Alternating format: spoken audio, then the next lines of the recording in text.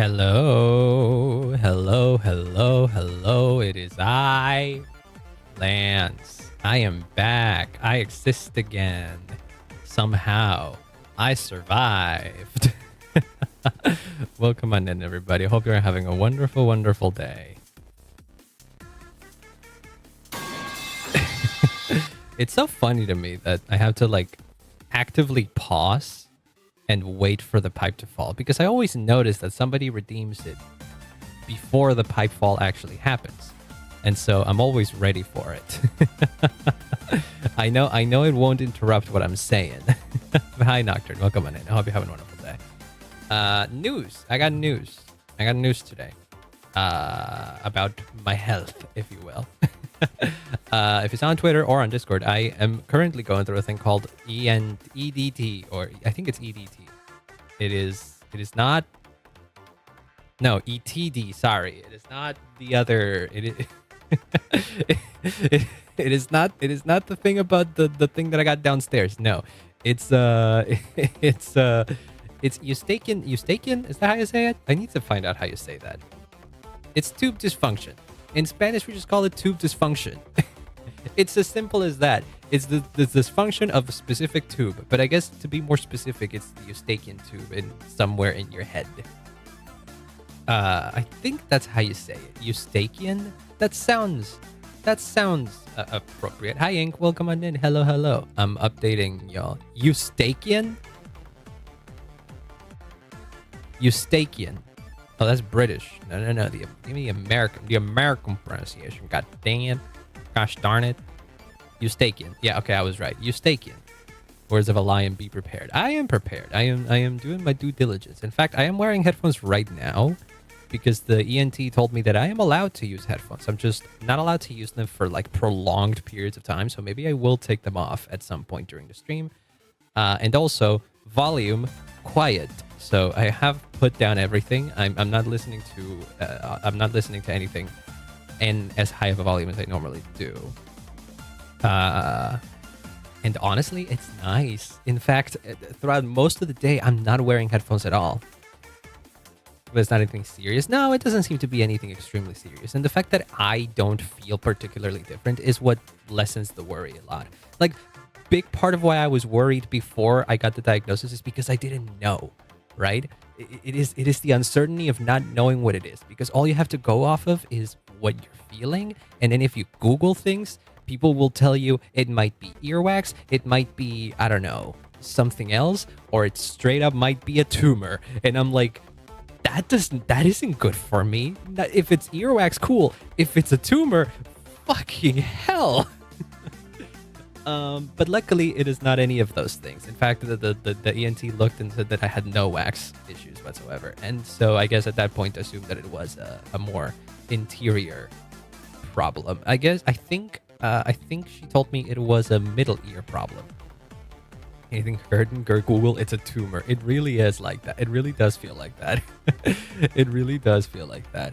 But also, another thing that worried me, and maybe this is an American thing, is I've come to find out through other memes. People don't go to the doctor. Like, people don't. And I think it's because going to the doctor in the US costs an arm and a leg. And so they won't go unless they're dying, almost. Whereas as soon as I started noticing something different, I was like, I should go to the doctor. And a few days after, I went to the doctor. And I even had to go against my healthcare, because healthcare in here works in a very specific way that if I wanted to get this sorted out as soon as possible, while also going through my personal healthcare, it would have taken a while. I probably would not have a diagnosis. I already wouldn't have a diagnosis, because the plan, turns out the plan that I'm on in my current healthcare does not allow you to go to an ENT specialist immediately. You have to go through a clinical doctor, and then that clinical doctor, has to basically tell you, hey, you go to an ENT, which was fucking stupid. I did not go to public health there. I paid private. Yeah, no, I had to do the same. I basically had to do the same because I wasn't finding out how to get direct. I tried going through my healthcare, which is public health basically, and they just literally after I had gone to my appointment with the private ENT, I got an email saying you have a doctor's appointment on April 9th. And I was like, that's like 2 weeks away. I can't wait until April 9th to get my ears, not even to get my ears sorted out. A doctor will look at it and will tell me you need to go to an ENT. I can just go, why can't I just go to an ENT? So I ended up just paying private, which I did pay not an insignificant amount of money, but not crazy either. And I also have to do some studies next week, which because of my situation and because I went private in the first place, I have to keep doing this entire thing privately, which, it's all right. I value efficiency more than anything in this.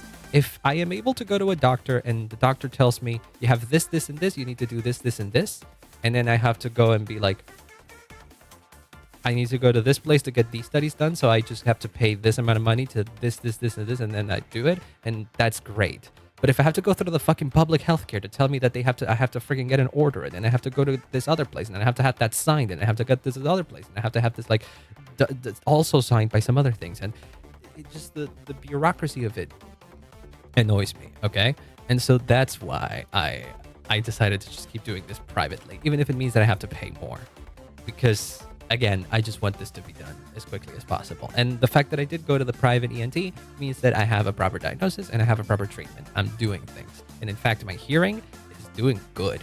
I am hearing basically almost one-to-one to how I used to before my issue arose. And turns out it's not even an issue with my ear necessarily. It's an issue with my nose.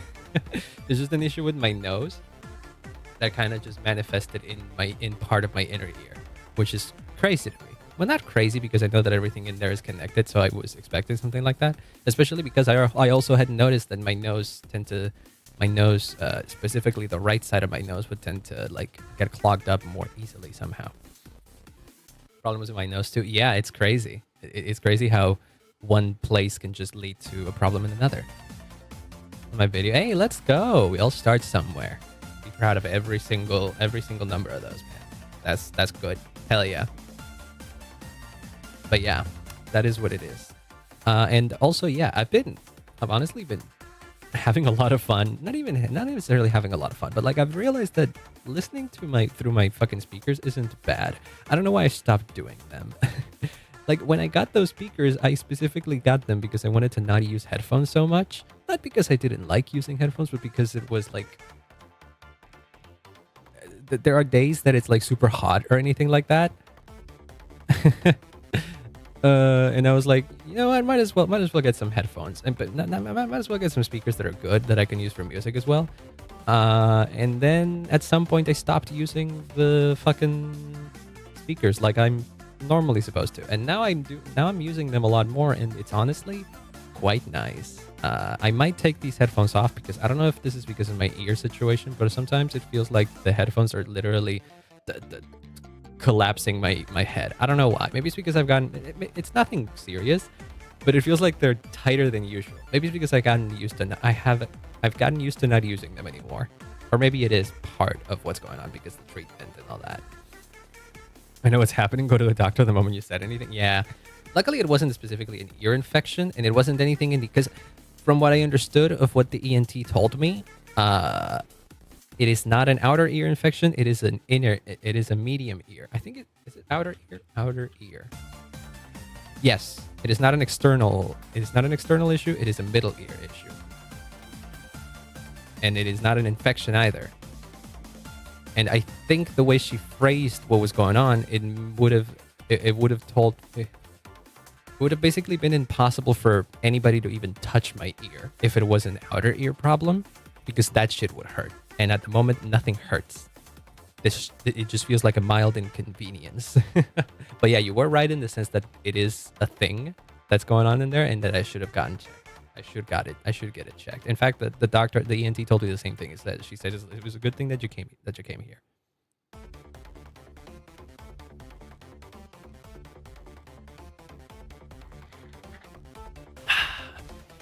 Severe nose infection in the middle and outer ear in one and inner ear in the other. Oh no, that does sound like a nightmare. Oh no, I'm so sorry I had to go through that. But was that like quick at least? how long did that last? Because like I can imagine that my problem will persist for like a few weeks before it starts actively getting like way better. At the moment, I'm feeling all right, but I can still tell that there's like something in my ear, especially at night. It is, I don't know how it works, but it is weird that literally when the moment I go to bed, I notice that shit is going on in there, and it is awkward. But that, I suppose that's specifically why I was tasked. The thing that I need to do, I have to, because you know the nose spray thing that I got a nose spray. I literally have to like stick a thing in my nose, in my nose canal. I don't know what the fuck they call it. And spray it a couple times before going to bed and after I wake up.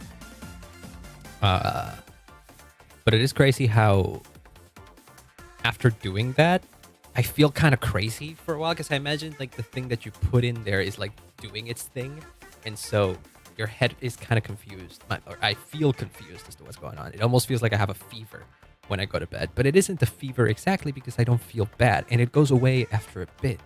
So I don't know. It's odd. It's odd. And then when I wake up, I'm doing great. And at most throughout the day, what I will feel is that there's something in there. Like at the moment, I do feel that there's something in there. Maybe I should take off my headphones, because I do feel something at the moment, but like it isn't crazy. Ugh. I lasted 20 minutes with those headphones on. But if I'm gonna take my headphones, I actually need to. I need to. What is it? Turn off. What you call it? Monitoring. Yes. Monitoring on the microphone, because I don't want it, because I do not want to hear my voice through the speaker.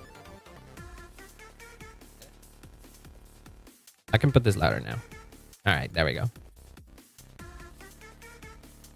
Like 2 weeks, I was taking a lot of stuff. I did get a trip on my head after it healed, because I would clean my ears obsessively. You shouldn't do that. No. You should not do it. No, that is like, okay. Well, I realized that you probably know that it's a bad thing, because you said it was until you bleed, and that's already a bad sign. But but like I told the ENT asked me if I used like a Q-tip or something, and I was like, yeah, sometimes, to get the earwax out, and she was like, and I was like, I don't do anything crazy with that. I just like use a Q-tip to get some of the earwax out every now and then, every like 1 or 2 months or something. So yeah, I take it very I take it very cleanly. Not cleanly, but I take it very like seriously, that I don't put a lot of things in my ear. Earwax is pushed further in. Yeah, exactly. I think I don't know how. The logic of how I used the Q-tips means that I shouldn't have pushed any earwax in. Logically, it tells me that, but I don't know. Maybe I did. Maybe I did at some point. But considering that the doctor said that I didn't really have any wax problems, I guess it isn't crazy. But I do remember that I would like stick the Q-tip in to a certain degree, not too deep, and then I would like scoop. So it was mostly the earwax that was like immediately accessible, I guess. And then another thing that changed with me is that I don't want to use headphones anymore. These fucking, I don't know why I'm picking them up as if I have a camera that you can see, but it's those in-ear headphones that fucking everybody uses, the ones that you literally push through your ear. I never liked these. I gotten used to them because it was the only option I had for specifically for work. So yeah, I don't want to use these anymore. I'll see if I can get it. I'll see if after I'm done with this whole process, I can get like headphones that are USB-C and also not those in-ear type of headphones. But it's fucking hard to find them. It seems as if that's the only kind of headphone they make these days, and I always hated them, even before this ear situation. Yeah, I'll have it from Trump. I would imagine that it isn't an easy thing to get out of. So I'm not upset at you or anything like that. No, I understand why some of those things might happen, but at least you know that it's bad. At least you know that it's bad, and that's what matters, I think. Hi, Spion. Welcome on in. Hello. We're talking about my ear issues. Have you ever had ear issues or nose issues? Because I'm going through technically both. Is it an ear issue or is it a nose issue? This is a legitimate question. It originates because of my nose, but it manifests in the ear. Does that make it an ear issue or a nose issue? It's all connected at the end of the day. That's why I went through it. That's why I went to an ENT specialist, which is ear, nose, and throat. The throat is fine. She did check my throat, and it was also fine. So she ruled out that one as well. It would have been crazy if my throat was part of the fucking issue. I don't know how that would work, but it was. but if it was, I don't know how that would work, but I could see it being possible.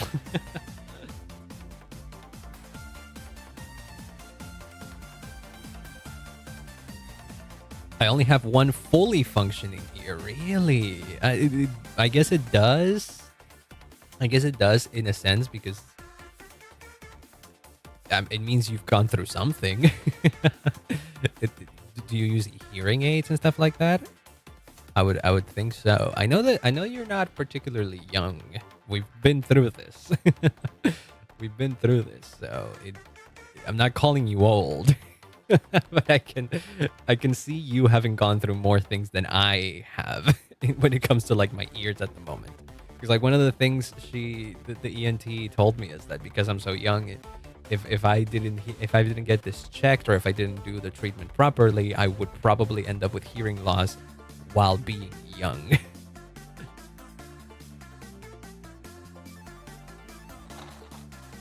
Probably nose because if an ear hurts, it's usually either a tooth or a nose. That also makes not a lot of sense. Why would a tooth make my ear hurt? I also don't understand that, but you know what? I'm fully past trying to understand the human body at this point. I'm glad that it works. I'm glad that mine works, even if it has issues sometimes. And I'd like to make it so that it doesn't have as many issues at some point in my life. But this was kind of a wake-up call, though. This issue with my ear, while minor relatively, is kind of a wake-up call that I feel like something I've noticed is that I tend to get sick. Frequently, more often than not, but like not necessarily frequently. I don't think I don't have any of those like the thing that Iron Mouse has, deficiency. It's not a deficiency. It's those bodies that just get sick even if you just go out a little bit. I don't have any of those. I know I don't have any of those because I probably would have known by now in my life if I had them. But I do think my defenses or something aren't as strong as they could be, and so that may be the reason why. Sometimes I just get sick. I feel like every year I get sick more than the normal person because I feel like my parents, who are older than me, they don't get sick as often as I do, and I think it's because a large part of their lives they spend doing a lot of physical activity and taking care of themselves and their bodies and all that, and I didn't do as much as they did. So I feel like that's part of the reason why I tend to have these issues every now and then, maybe more frequently than other people. And that's why I kind of want to change that in a sense. I don't necessarily have to be like buff or like super fucking dude bro in the gym and like eating fucking vegetables and all that kind of stuff. Like I don't have to be like the healthiest person alive. I don't have to be a fucking health guru. I just want to be healthy myself and comfortable in the way that I live. So I want to build towards that. So yeah, I have a plan on how to go through that. But at the moment, I need to get this specific thing sorted out because I don't know if part of what I want to do with my health would interfere with the current treatment that I'm going, because these things are complicated. So I wouldn't want to be putting shit in my body while I'm going through already putting shit in my body that I know will cure me of this particular ailment that I have at the moment. So yeah, it's complicated. Health is complicated, kids. Just take care of yourselves. That's all it is. Tore through both my eardrums. Oh my god. You got both of them fixed, but there's permanent damage in your right ear. I see. Okay, so that's... Damn, that's a lot. Well, if you say you're not allowed to specify, then I will not pry further.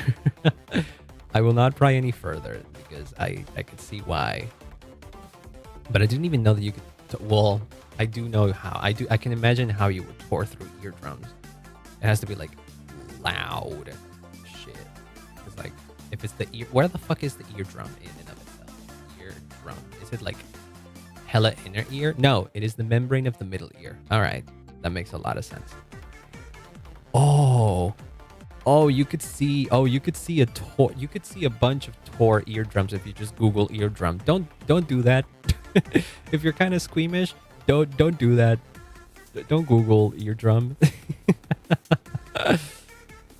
The ear loss start for class next week. My professor did not believe me as I was being lightheaded. Oh shit. Or lighthearted. I was like, hi, I can't hear anything. Jennifer's like, go to a doctor. Don't mess with that. Yeah. It honestly, yeah. The minute you start to feel something off, you should go to a doctor. You really should. I don't know how it is in other countries, but I guess I'm privileged enough that I have the capacity to go to private medicine, but I could see some people not being in that scenario where I have an issue, I can go to the doctor. Like literally, I went to a doctor a week after I noticed these things happening. Or a few days, technically, because like I noticed that certain things were happening over the weekend, and then after the weekend they went away, and then like a day after they came back, but like in a minor level, and I was like, this is weird. This is weird. So instead of like being confused about it and being like, oh, I'm cured, no. I just went to a doctor to see what was going on. So yeah, I don't know what it is in other countries, but and the cool thing is that I was able to get a doctor literally a few days after I asked. So yeah, that is a good thing, I think. And I still have to get some studies done, and hopefully I can get those studies done next week. I don't know exactly how my streaming schedule will line up next week because I do have to get those studies done. But the nice thing is that there is another long weekend ahead, which means that maybe I will still be able to stream. I don't know. I'll probably do like a temporary schedule or something on typical Tuesday, Thursday, Saturday. But it is entirely possible that I miss one of those. Like I missed one of these. I'll still try to get like 3 streams out. I don't know. I haven't gotten a chance to get an appointment for those studies, so I'll schedule them out as soon as I can on Monday, because during the weekend nobody's doing anything right now. So over the weekend, not over the weekend, on Monday I'll sort that out, and hopefully they can give me an appointment. Because I'm doing this all privately, it should be faster. Because when I'm doing it, because the way healthcare works in here is that if you go through the healthcare, you might have to do some more things, and because of the bureaucracy of it, it just might be it just might be slower. Cheaper, more likely cheaper, but slower. So because I'm doing it privately, I don't mind paying a little extra. I even did some research on like exactly the kind of stuff that I needed to get exams on, and I was like, because the prices are like standardized, quote unquote, or rather there's like a standard that is set by the, I don't know, the College of Audio something, that is set by law. And so I assume that any institution that runs these tests will use those prices as a basis, and then like put a charge on top of that. So it is possible that I spend like, if we translate it to dollars, around $100 to run these experiments, which in the position that I am right now, I can pay $100. And that's also another thing that I'm privileged at. I have money to spend. So I don't mind being in this situation at the moment and going through all this privately. I also have to go see my doctor. I also have to go see the ENT again. And that's probably going to take another rate. But we'll see. Enough ear talk. We have a story to go through. My heart is started showing. This guy told me I was trying to skip a class and it wasn't exams. I thought we talked like adults. Oh no. I'm sorry I had to go through that. Yeah. It is crazy sometimes how certain medical issues might just be, what's the word for it? Minimized, I guess, because they don't seem like it. Like, imagine if I was in class when I noticed that my ear was feeling muffled and that I needed to go check it and checked out, and then the professor tells me, you just don't want to be in my class, huh? Don't you? And then just becomes antagonistic because I have an issue, and because he can't prove that I really have an issue, he would just get antagonistic. That's an asshole move. So I wouldn't I wouldn't say it's a normal thing. It would just mean that that person is an asshole because instead of like worrying about what I'm doing, about how I'm doing, they would rather not trust me, and just think that I'm lying. Got my diagnosis 4 years late. Yeah, in some cases it could lead to that.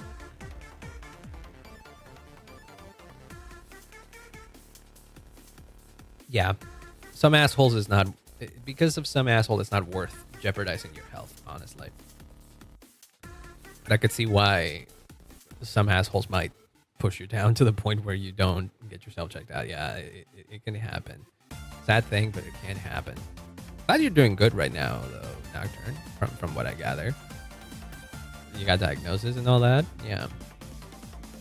At 30 from my boss, I had to like to be able to switch jobs immediately. The hell yeah. See, it's not even a school thing. It's not even a school thing. It just happens in the workforce as well. Fuck no.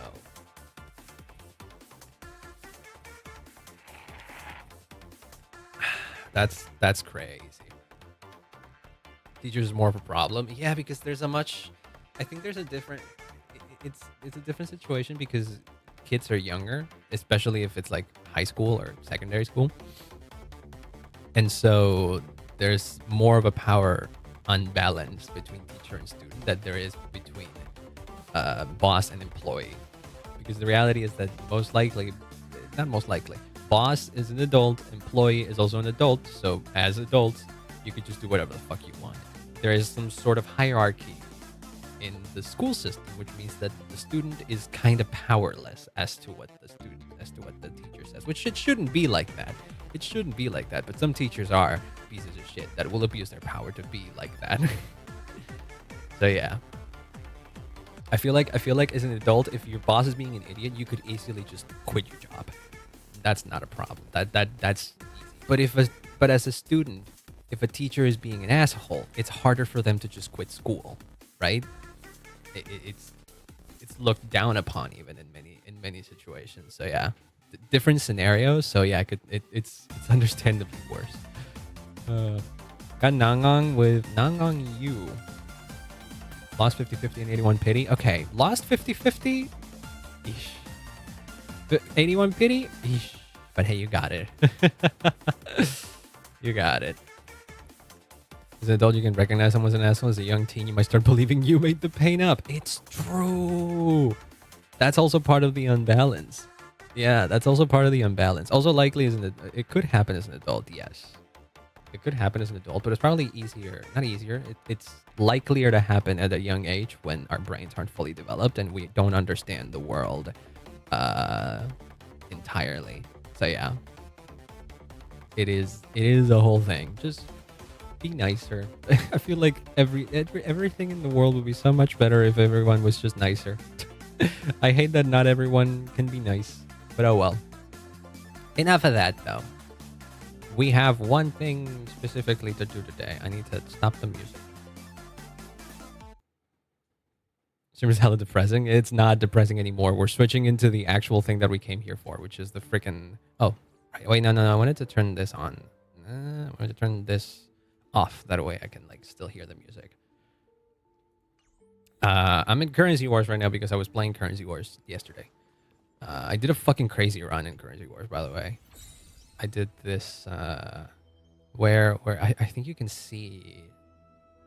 I don't know where you can see. Oh my god, Spion! Thank you so much for the thank you so much for the sub. I very much appreciate it. And you gifted it to Nocturne. That's great. Thank you so much for that. I appreciate it. That's hell of a nice thing to do. Let's go. Thank you. I feel like y'all bonded over the over the depressing stories. That's a good thing. But no, I did this thing. Which took me to like, I don't know how much, but it is. I've realized that I've been doing a lot of like overclock gambit, which is the smaller, which is the shorter thing to do in theory.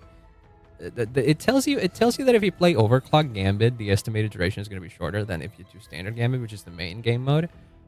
And honestly, that's bullshit.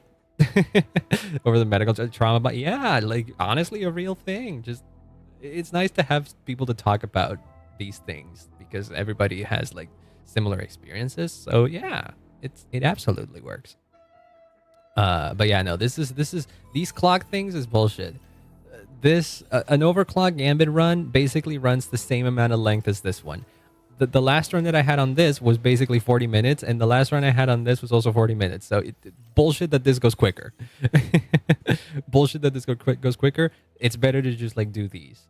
I assume maybe it'll get harder on different levels. Like at the moment I'm in A5, but you could be in like A6 and shit like that, and A7. Yeah, there's different difficulties. I'm not in the highest difficulty at the moment, so I could see these runs being way longer in the harder difficulties. But the neat thing about it is that whatchamacallit, there aren't any rewards for necessarily making it all the way up there. I mean, there are rank rewards. But there's honestly just 3 more. Like if I can get to A6, I'll be happy because that's 100 gems, and then I don't have to get all the way to A7 or A8 because these are just 50. This is a lot of trouble for just 100 jades. I'd much rather get to A6 and call it a day than trying to rack my brain around trying to get to fucking the last level. Same thing happened with Divergent Universe to me. I made it to like X5, and I was like, you know what? I'm calling it a day here. I do need to collect these things though, not the data bank. No. I need to get these things because this is almost 1,000 jades that I need to get that expire in like 24 days. So yeah, I need to get those. I am not nearly as done as I thought I was. But yeah, those are collection things. I could easily just do those with simple runs. Simple runs that I specifically like hardwire to do a specific build, because that's the whole point of this.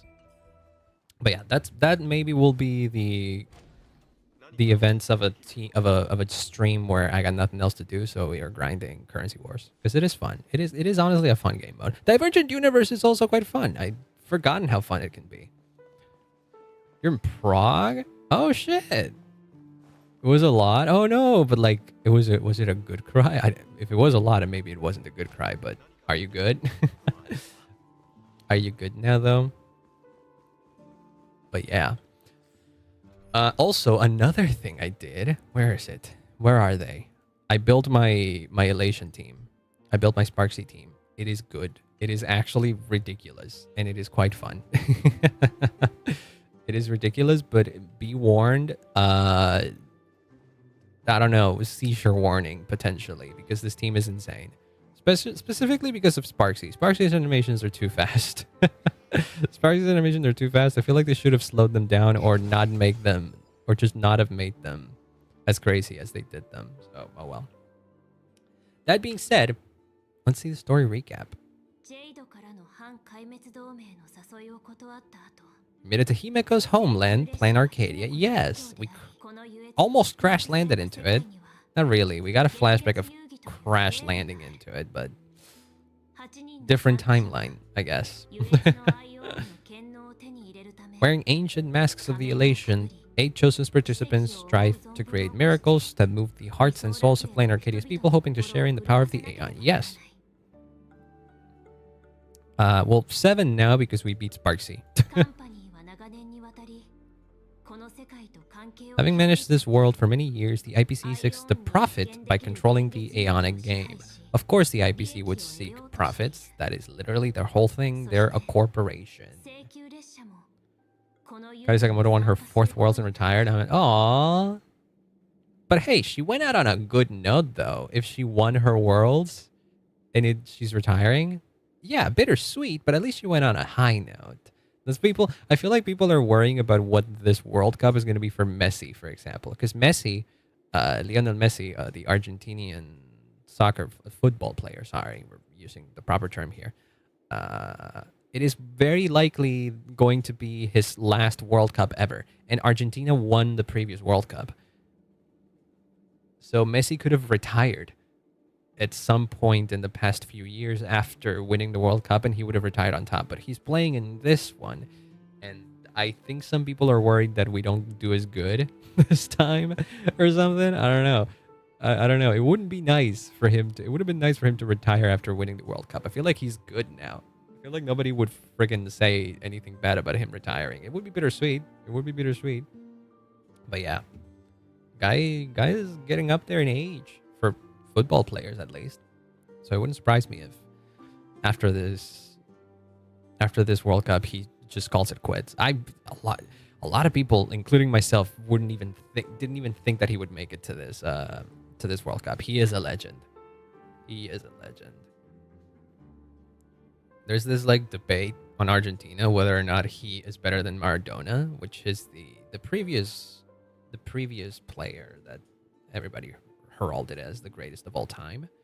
And I'm not one to argue the abilities of the guy while playing football, but personally, he was kind of an asshole, and I never really liked him.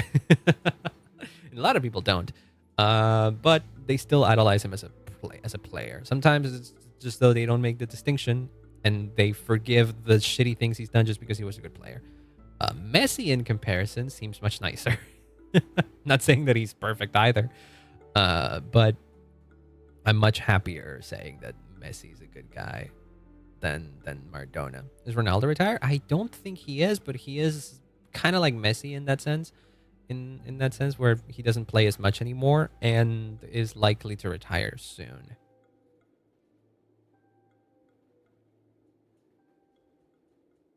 He kind of got the short end of the stick because I don't think he can win a World Cup anymore. I think he kind of lost his chance already, though. I'm not entirely sure if that's how it works.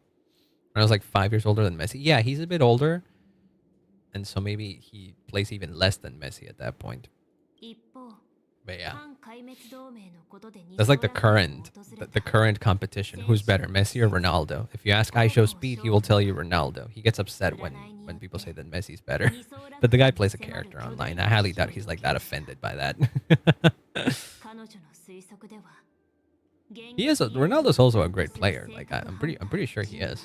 I'm not much of a football fan, but I do know these people. I obviously have a bias because I am from Argentina. First time when I was 25, average. Really? That young? Damn. I thought that football players retiring at 30 something was already young. I didn't know that ice skating could have people retiring that soon. But like, why though? Physically, does it become harder for them to do it past 25? That's wild.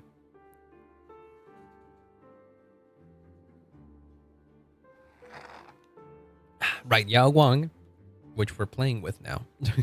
Hell yeah.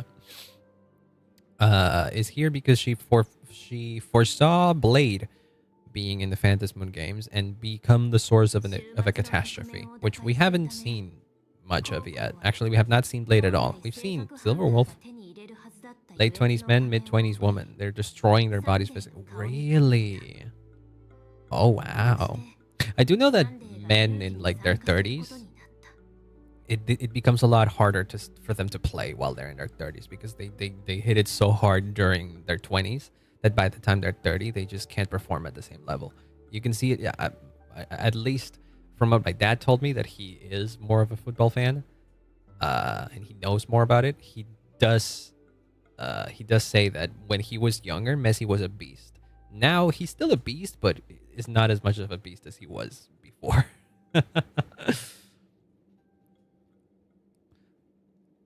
Where were we? Right. Oh, right. Yao Guang made Sunday a participant in the games. I saw a bunch of theories of people saying that Sunday might win these ones. And I honestly am all for it because it kind of gives him a second run of like becoming a Neon, but like doing the right thing this time instead of what he did back in Paniconi. So it's full on redemption arc for Sunday, and I'm all for it. Journey to the school tied to Himeko's family? Yes. She is the descendant of of Graphia? Something? I don't remember if Graphia was the name of the person or the family name. Regardless. They were very foundational in the creation of Plain Arcadia. We were attacked by Sparksy, a double of Sparkle who sees the mess for herself. Oh, I love this scene. Somebody made a gif that I see a lot of Evanescence doodling on her paper. It's so cute. I obtained another mask of her own creation and thus became a supplicant of the Phantasmoon Moon games. My Jates are in so much danger next patch, man. We're so fucked. I'm pulling for both of them. And I know for a fact I'm pulling for both of them this time. It isn't like with Yao Guang where I wasn't sure.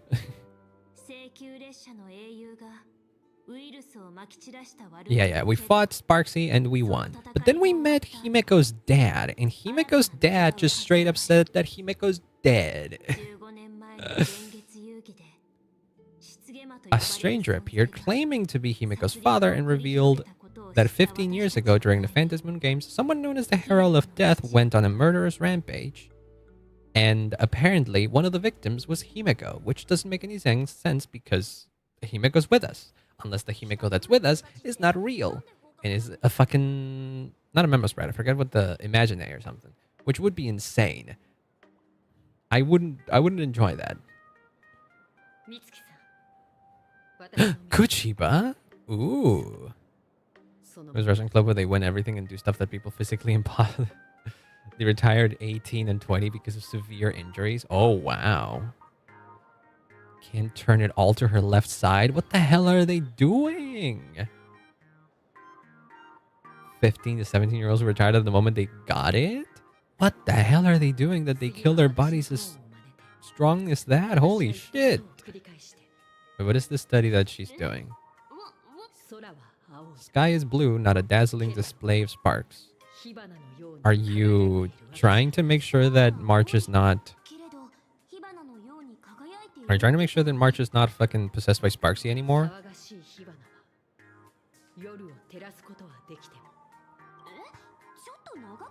Though dazzling sparks may light up the night sky, they can never outshine the eternal silence of stars. God, she's so pretty. There's a popular theory that she is Amber of the IPC and the 10 Stone Hearts. Because she's got such a unique design, people just want her to be playable.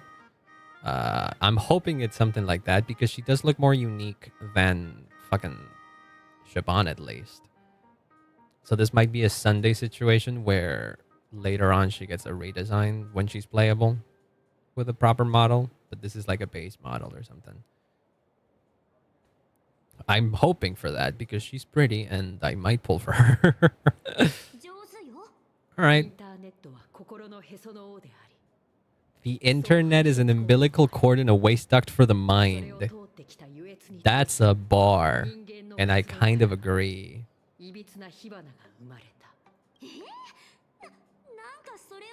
I do kind of agree with it. What kind of crazy talk is this? 1, doping. 2, using a technique that requires a small body weight and being prepubescent. Or maybe both. I wouldn't be surprised if it's kind of both. Guidelines from Human and Intellitron Emotional Baseline Test. Just making sure that she's... Yeah. But yeah, I think it's kind of a mix of both. Micro expressions and tone changes at the moment they say the name Sparksy to check if they are infected by a mimetic virus. Right. I think so, right? Clearly don't need to worry you. Okay, so what happened with Himeko? Why is the Trailblazer just here? Did we just leave? This kind of thing happened before. Once the supplicant reversed the definitions of truth and lies. Oh no. Why would you do that? That would just be chaos. I guess that's the point, huh? Literally, he made opposite day real. Or fake, I guess, by that definition. Incorporated mimetic treatment. Good, yeah.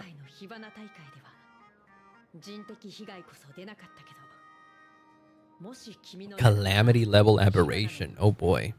How dangerous is that? It destroyed dozens of cities. Oh jeez. And why an aberration? Imagine they infused with wish power who have lost control and begun to run amok. That makes sense. Alright, so what level of aberration am I? We've done some stuff. But like, helpful stuff. I assume we're not aberrations. What the hell is this poster back here?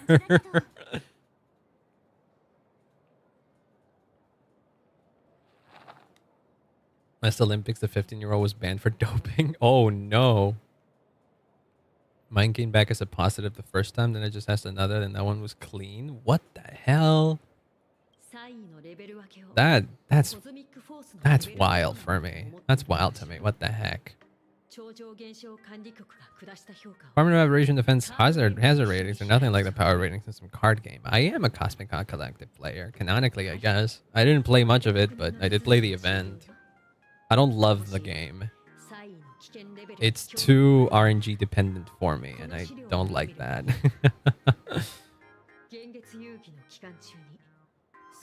Causing damage of the aforementioned scale during the Phantasm Moon games will cause you to be classified as an aberration and dealt with accordingly. Alright, Ghost level, Fiend level, Calamity level, Cataclysm level, and Apocalypse. Oh my god. Alright, well, this reality warping abilities manifest at Cataclysm level. Ah, yeah, I could see Sparksy becoming something like that.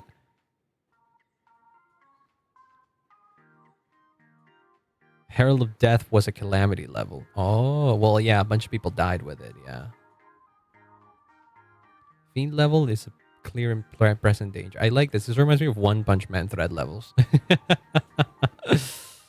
Yeah, like Dragon and all that. Yeah.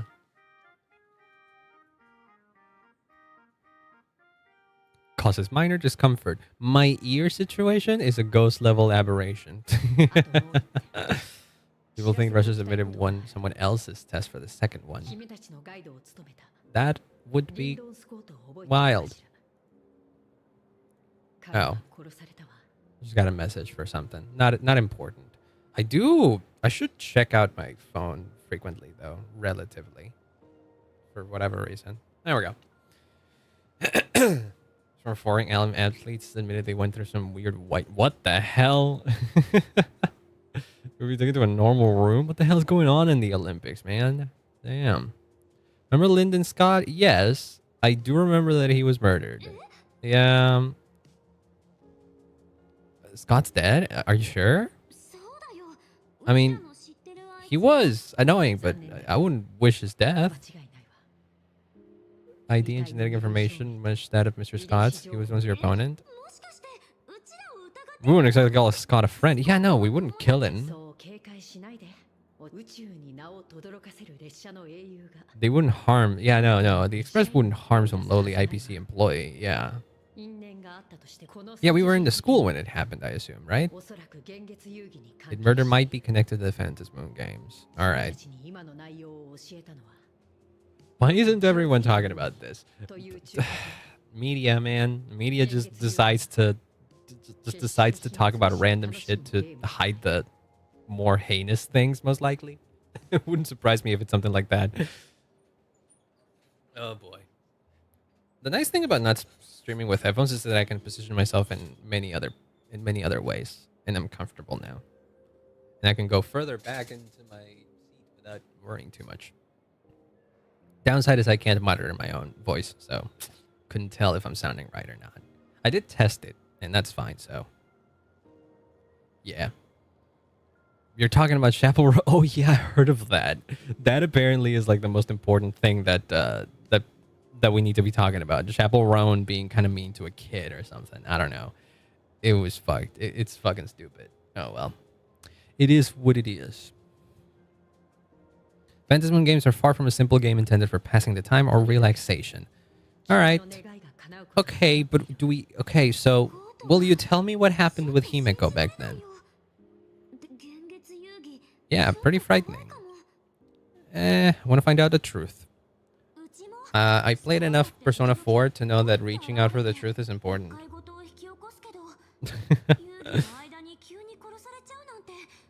still feel bad about him dying. Well, I don't necessarily feel bad about him dying, but I didn't want it to happen for sure. Killer is here for the Phantasm games that might become our enemy soon. Yeah. You're way too young to sigh like that. What does that mean?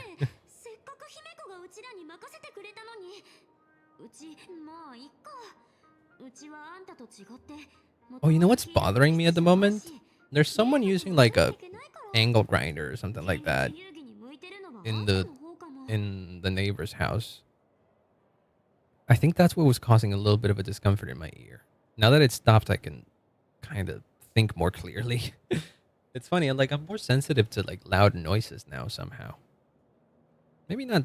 No, yeah, I think I am. Yeah, I think especially in my right ear, I don't want anything like super loud to hit it. So it's a good thing that I'm not using headphones. But also, that's being upsetting. I might close the window in a bit, which is not also great because it's hot out and I don't have the AC on. I was never hero material. My hands can't keep up with my brain when I play video games. Poor thing. You could call on Evernight. Evernight, I'm sure will be able to help here, right? Thought we'd make some happy memories. I'll work hard for the both of us. Yeah, Trailblazer would love to win the Phantasm games too. She's enough of a clown that she would make fucking chaos if she were to win. Where are Himeko and Mr. Yang? Yes. What is going on? What how did we leave off of? I mean, Abby, welcome on in. Hello, hello. Hope you're having a wonderful day. We have recently just now started the news story in 4.1. Hope you're doing good. Oh, I forgot to pin the no spoilers thing just in case. Ah, well, that's fine. Have you seen Himeko? There's some mimetic infection screening, not screaming. Himeko's still here, but I don't know where she went after. Heard Himeko reunited with her father. She seemed rather out of it. It was... Yeah, I don't know. Guys, really want to hear the whole story? Yes, please. Excuse me. What the fuck? We need to know. Welt... Oh, God. Oh, God. Oh, God. Of all people, Welt needs to find out, needs to hear about Himeko's father. This is important. This is important. This is so important. Welt... This is going to sound crazy, but it's true, and it was the right thing to do. Welt kind of killed Himeko's dad in Honkai Impact. It sounds crazy, but he did. But in reality, Himeko's dad in Honkai Impact was an asshole. He basically was not always home. He was very disengaged from raising Himeko. And what's worse, he made a deal with some alien, literally an alien species, and he tried to basically use those aliens' power to try and, I don't know, destroy Honkai, which is the main threat of Honkai Impact, on his own in like a very fucked up way. It's a whole thing. There's a whole manga about it that the protagonist is basically Welt and the antagonist, the villain, is Himeko's dad. Himeko's dad, not a good guy in Honkai Impact. So yeah, that's what you need to know. Basically, Welt kinda was basically the one to stop Himeko's dad, which is also, by the way, called, I forget his name. Wait, how does he call it? Yosuke. Same name. But yes. I could have excavated the entirety of the second Graphia campus the way my tour. Oh, God. You guys really want to hear the whole story? Yes, please. Welt, of all people, should be concerned. Should be concerned about Himeko. He specifically has experience dealing with Himeko variants and their fathers. Or there really is one. What the fuck? You can hit... Oh, I thought you could hit the pillar or something. Oh, that pillar is a fucking paintbrush. That's neat. That is neat. I like that. Cute. Where to now? Up still? No, this way. Where are we going exactly? I didn't really explore much of this. Haven't been caught up with Star Rail since Penacony. This is interesting because thematically it's kind of a follow-up to Penacony, especially with how much how much focus Sunday might be getting. It might be a more direct continuation of that. Wait, where are we going now? Oh, that way.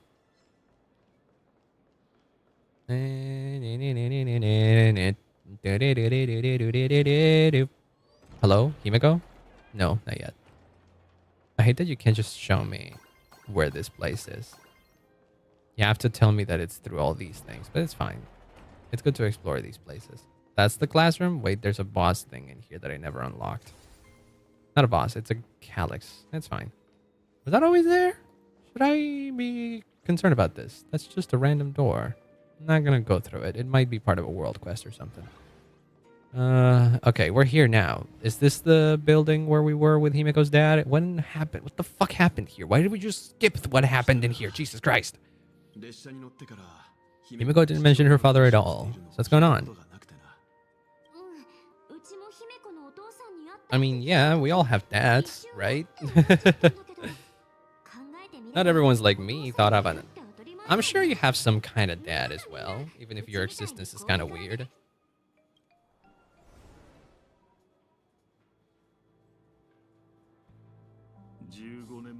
All right.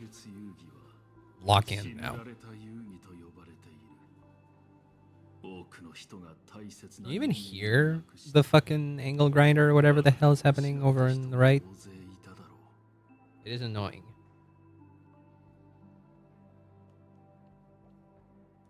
The bloodstained games. I'm gonna snooze the ads.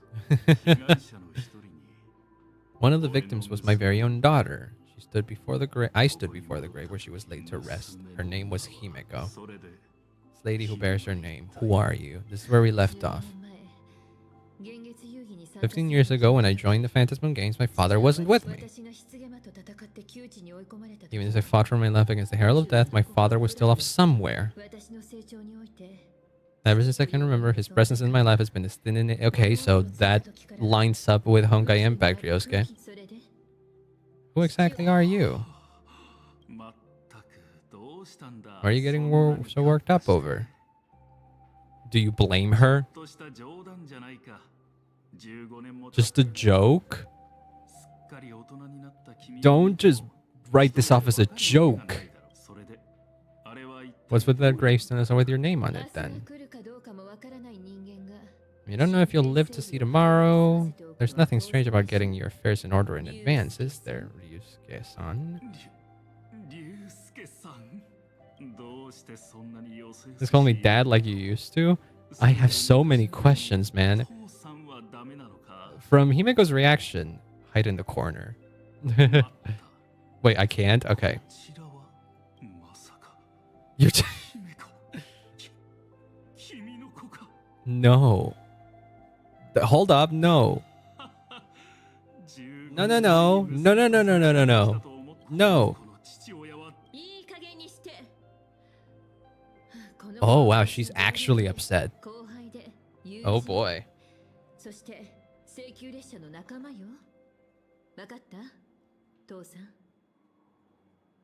A colleague, friend, and companion on the Astral Express. New generation of Trailblazer. Fuck yeah. She called me a father. She did? Oh yeah, she did. She didn't say dad. Himeko's daughter for a second. OG Himeko probably would have been fine with having a kid at some point, but sadly, we know how that happened. We don't have anything close to the same hair color. Can't help but think my granddaughter would be about your age now. What are you on about? I'm a painter. Most of my work involves traveling to different segmenta. I don't know what a segmenta is. I know I've let too many chances to spend time with you slip away. Yeah, no shit. First time we met was at Mother's funeral when I was already 6. First time, oh god. In that sense, this guy is even worse than Ryusuke in Honkai Impact. Busy with work when I was suffering from a weathering curse? Running around for your sake all this time? I don't know about that. All these years I've been trapped in this room that represents the pasts I imaginated. That's not how you spell imaginated, though, unless that's purposefully. Didn't know about me becoming the Astral Express's navigator then. 15 years and the Express never stopped here once. Didn't even leave behind so much as a single word to indicate you were still alive. Department of Aberration Defense completely sealed all records of what happened during those Phantom Moon games? What? Okay, maybe this is a bit more complicated. Maybe the story that was told within Plain Arcadia then is what Ryusuke believes. What the fuck happened 15 years ago? I even saw the navigator's name. I thought it was just someone else with the same name. I still didn't dare believe that the woman so full of poison was my daughter. Does Plain Arcadia think that Himeko's dead? What if their navigator was just someone who happened to share the same name? There's still a 50-50 chance my daughter was still alive, but if I found the answer and it was no, then she would truly be dead. Okay, so now I'm less concerned about our Himeko not being real or Ryusuke not being real and more on something whatever happened in the Phantom Moon games of 15 years ago was rewritten or something like that. Thanks so much for the sub, Mina. Thank you. I very much appreciate it. Oh, is that the same Adminabi? Oh, interesting to see that the notification doesn't grab the ad name. God damn it, YouTube. Get your shit together. The Express defeated the supplicant that you could buy to school and prevented another tragedy like 15 years ago. Go comfort those students. See if you can figure out how to deal with the media bombardment while you're at it. Oh, shit. Scathing. Could you blame her, though? Mr. Terrible Dad? Can I? Do I want to talk to you? I'm not going to give you the benefit of the doubt on any of this, man. Himeko mentioned her surname to you. Is it Murata? She has never even mentioned her homeland. She rarely talks about herself. At least you acknowledge this.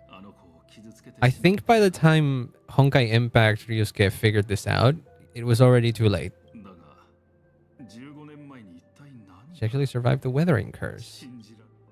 What is the weathering curse? Hit everything on this planet's surface within the scroll. Yes. She made a forbidden exchange, sacrificing both her own life and that of her descendants, resulting in the weathering curse. What? Few descendants carrying the Graphia bloodline have lived past 30. Most of them wither like flowers. Aren't you a descendant of the Graphia bloodline too? And why are you still alive? You can't be less than 40 with those fucking eye bags. Eye bags in a Hoyo game means you're fucking 50 at least. She was tormented by the curse for years. And what did you do for her as she suffered? Yeah, I think it matters. You're supposed to be earning my trust here. I have a bias because I've played Honkai Impact and I've read the manga where you show up already in the previous universe and you weren't the best of guys there. So I have no qualms with considering you a terrible piece of shit here now. Elixir Seekers, Folk Remedies, the Intelligentsia Guild, treatments, nothing could reverse the curse. Huh. Nothing but a useless father. And okay, but like you appear to be very healthy. You married into the family. Ah. I see. Well, that would explain things. Okay, so she's safe and sound now. Yeah.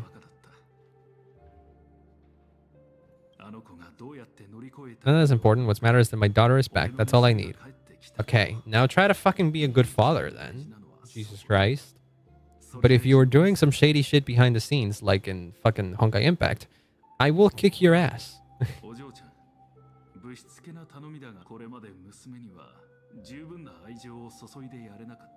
Oh my god, were we gonna get a moment where Welt meets Ryusuke? Oh no, I'm scared for this. I'm scared of this. Again, Welt has a troubled Weld has a troubled relationship with would have a troubled relationship with Ryusuke. I would imagine he would go through something similar to what he went through when he saw Luocha. Small amount of PTSD brings up some memories of my own home. Yeah, no shit.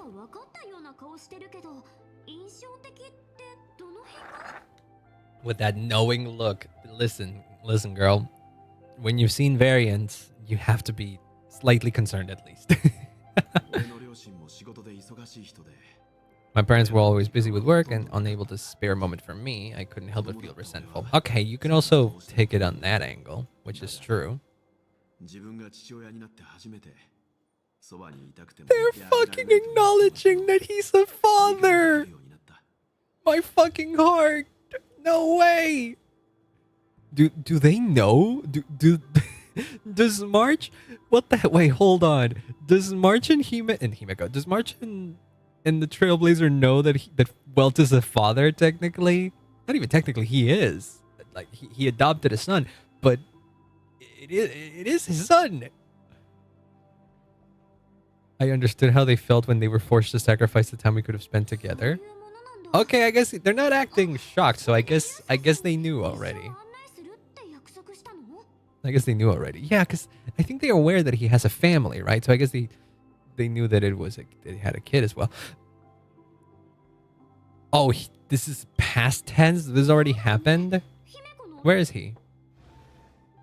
Oh, there he is. Oh, no. It's really grateful for all of you. Okay, no. Welt is keeping it together at this point. I guess, comparatively speaking, Ryosuke did traumatize less people than what Odo did. It's reasonable to have a crazier reaction to an Odo variant than it is to have to a Ryusuke variant. Not many people knew Ryusuke back in Honkai Impact, luckily. Most of what happened in that manga, in that story, was pretty much held under wraps. In fact, Welt is probably one of the few people in all of Honkai Impact that know the full details of what happened then. Not even Himeko knew. Himeko was fully unaware of what happened with his father. She only found out that he died at some point because Welt, I guess, broke the news to her and hid all the details. So, yeah. Right this way. I do want to see some comments about Ryusuke that Welt implies or something. I don't know. I feel like he should be saying something, man. Just give me I'm a Honkai Impact player. You need to give me some crumbs, goddammit. It's even more impressive than I imagined. It's to be expected. It's the place where my daughter works. What's the pay like for a navigator? Do we have a pay? Asking about her salary. True, very dad thing. At least as much as you do. Yeah. I got big shots from all across the cosmos on my client list. When I say my work is worth a king's ransom, my fees are nothing to sneeze at. Yeah, no, we're good with money. We have our deals as well. We receive support from members of the Genie Society and also previous prosperous commercial world such as the Planet of Festivities. Yeah, we got a good deal over there. We own part of HIMEKO. Yeah. Or we're investors in it, so we do get money from that. She charts navigation routes, calibrates warp jumps, and yeah, no, she's a fucking busy gal. Wait, what did she say last? She's always guiding the nameless on missions, right?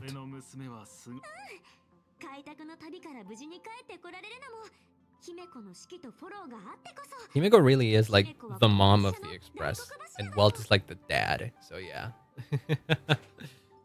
But yeah, she's basically the most important member of the Astral Express.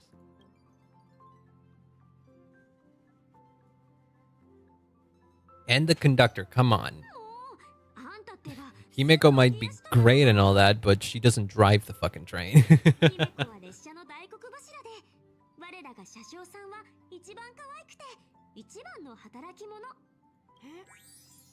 I love that he's in the sleepy wear. That's great. He does look kind of familiar. He would look familiar? Or is it just because of the resemblance to Himeko? Alright.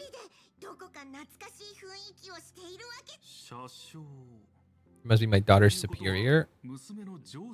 Do we have a ranking like that?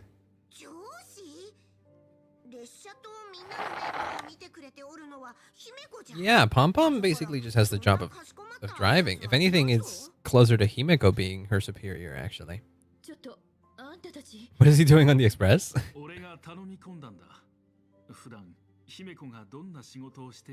Well, look, okay. I don't like Ryusuke either, but I do have preconceived notions. And I know I shouldn't be projecting my preconceived notions of another Ryusuke into this guy, but at least he's trying. At least he's trying now. This is a lot more than original Ryusuke did, at least. Honkai Impact Ryusuke. I mean, you have reasons to be mad, I would assume. Fucking Mr. Ryusuke hits him with the Mr. Ryusuke. Oof. Ow. Oosh. You know what? Hell yeah. I support this. Don't worry about it. It's rude for me to barge in like this. Not a lot of people, like, just casually barge into the express. That's true. Once I get to know you better, make up for all the time we've lost.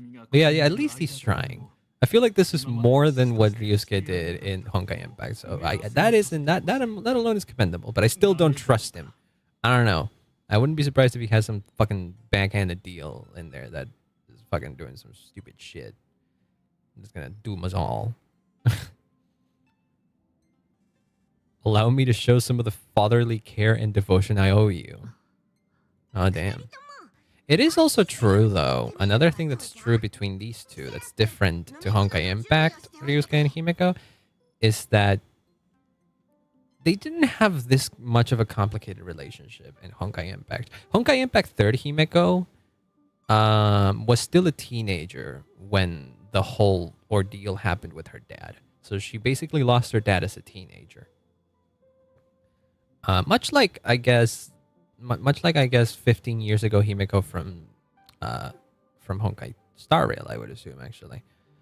The difference is, though, that he was absent, yes, but Himeko was still kind of forgiving of her dad.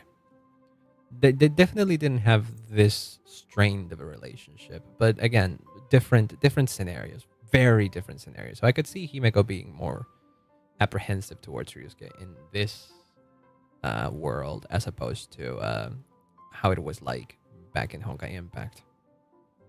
Shut up. All right, I go mix. No, don't worry. That's just the name of the dog of the robot. Does that disturb them? Shouldn't I leave you two alone though? Or you don't want to be? Okay, not just personal matters. All right, that's fine. Be that cold again. Complicated relationships, March. It's just how it is. Yeah. I know. What do you have to say? Hope a drink will help the two of them set aside their past differences. They do argue. Okay, I feel like you would be a much better mediator than me, though. I don't know if I love that the idea of being the mediator here. Oh my fucking god, I forget that he has Void Archive's voice. I mean, yeah, no, he would have Void Archive's voice. Yeah. Cup of hot water. The conversation starts flowing. I don't know. I don't think you know what you're talking about, my guy. Practical ice breaking tip? Sure. Oh my god, this is such a dad thing. This is such a dad thing to be like, oh, like this is so funny. I like how the environment here is all supportive and stuff. And then there's fucking silence. I get that you're trying, but you don't have to try that hard. Come on, just be more real. Any nameless isn't relaxing or comfy. Most of the time we're facing down Void Rangers from the Antimatter Legion. Bugs by the... Oh boy. Yeah. Could you? No. Don't you fucking dare. Don't you? Do you want to make things right? Don't tell your daughter to quit her job. I would only suggest quitting someone's job when they say that they don't enjoy this.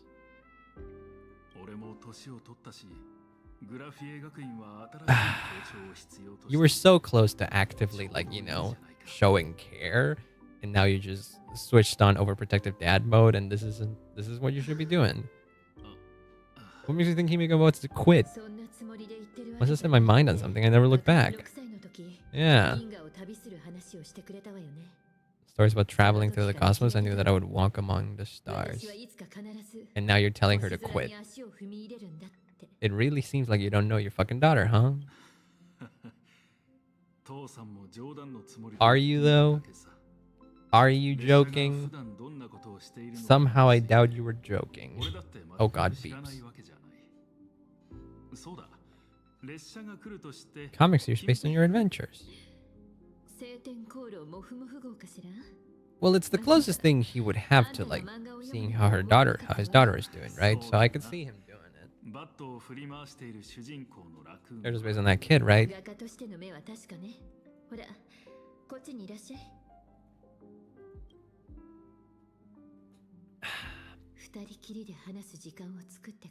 A little bit, yeah. Don't mention it.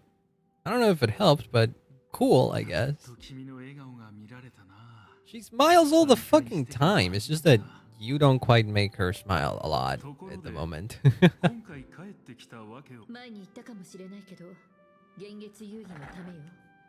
Yeah, and now we've gotten, like, crucially involved in them because 2 of our members are participating. Phantasm games were the reason you were able to overcome the weathering curse? This is what I'm thinking too, yes. Right. Alright. Did you win the Phantasm games 15 years ago? Is this something from the history books or even akin to a myth? That Ionic game would turn into a blood sacrifice overnight. Oh jeez. Alright, so... Oh. Okay. He defeated him. She defeated him. I relived that evening every single night in my dreams. The color from that twilight painted with blood. Oh, Lord. Oh, Jesus. That sounds traumatic. Twisted like clay into grotesque shapes?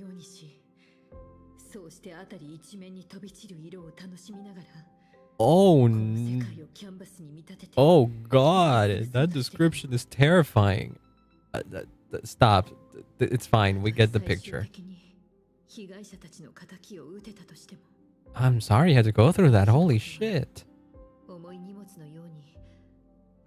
Only by letting it go can I travel the road ahead more easily. Times have changed. The conditions to hold the Phantasm games have been met again. However, to hold 2 games in 15 years, that is far. It is? It's not normal? 15 years ago, the IPC was already trying to control everything. Oh.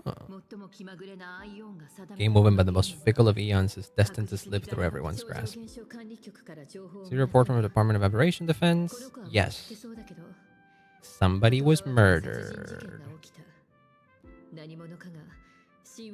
They left a signature that only the Herald of Doom would use. The Bloody Bloom. Ooh. A major homicide occurred in Dobro District. A total of 33 members of the Distinguished Syndicate, including boss Paul Wave and second-in-command Costide, were murdered. Oh boy. Some residents are applauding the news, claiming the gang activity has seriously been disrupting daily life. Vast majority of residents are deeply concerned, since anybody could be the next victim. I would be concerned, actually. I know that they're gang members, but, like, we met them. They weren't doing anything super fucking dangerous, I think.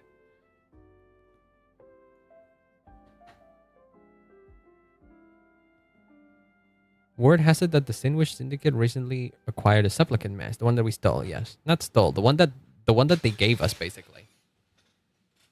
An IPC worker also tragically perished in the incident. Why would an IPC employee be on Distinguished Syndicate's turf in the first place?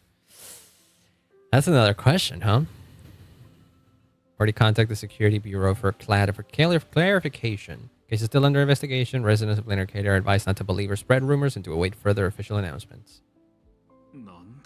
Herald of Death is still alive? Is it the same as before? I would assume it's not.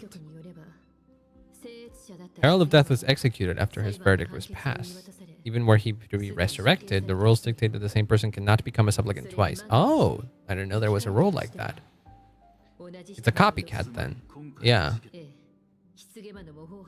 Found even more worrying is that this Phantasm Moon Games has caused the attention of something even more terrifying. What? Whether or not this Herald of Death copycat has a connection to the Phantasm Moon Games, defeating him presents an excellent opportunity to demonstrate, oh, okay. Just as you did all those years ago. Ah, neat. Oh, she's gonna calling him dad now. Okay, you know what? Bridges are being built. Slowly but surely.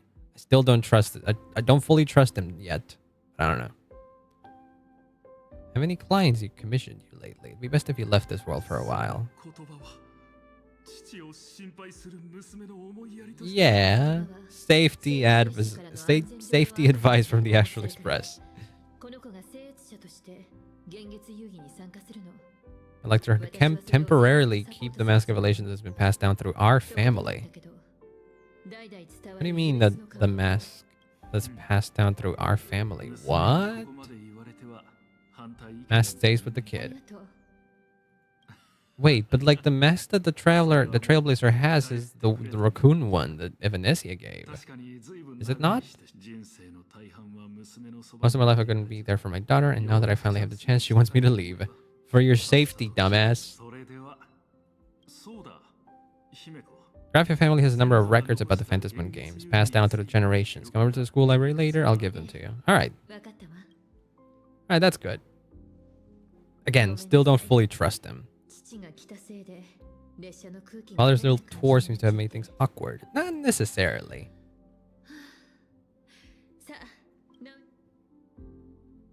Just a moment though. I wanna chat. Hold on. What did we chat about? Oh, god dang it. What's going on with the Phantasm Moon Games has got nothing to do with him. No, it's fine. He's part of our family too. I don't know if I want to say that either. Pearl sent a message to the Express inviting our supplicant to a meeting. Really? A meeting with Pearl? She would like us to visit and tour the headquarters of a company under her name instead. Oh, Perlux Corp. Yes. I remember people making some comments that basically that it does make sense. We likely will never have confirmation about this, but considering that there's a whole new area in Penacony entirely dedicated to Pearl, basically because she owns it, and there was like some shots of the trailer that she was very much a big focus of. It is very likely that Pearl was supposed to be released as playable during this patch alongside Ashvale. And it does make sense. But the reason why she isn't is because they shortened this patch window to 4 weeks in order to catch up to the original schedule. Because usually Honkai Star Rail patches last for 6 weeks.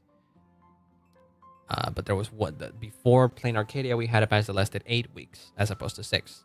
And so now, to match it, and so now to go back to the original schedule, this patch is going to last for 4 weeks, which is why only Ashvale is playable, and he'll be available throughout the whole patch.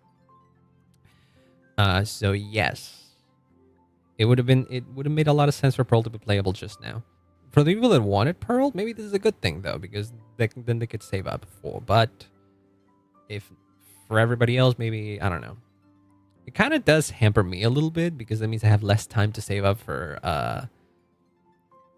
Silverwolf and Evanesia, but that's fine. I'm okay with that. Entertainment company? They dominate the... Oh my god. Anime, manga, and games? I like how they just said that. Well, this is Japanese. Manga in Japanese means comics. Anime in Japanese means animation, so yeah, these make sense. That's where the Pearl in Perlix comes from. Yeah, it's because she owns it. Want to discuss the developments regarding the Phantasm games. All right. You want to go there, Welt, right? Don't you? Because it's going to have a bunch of big mechs. That's your turf. That's what you enjoy. Helping her opponents in the end game?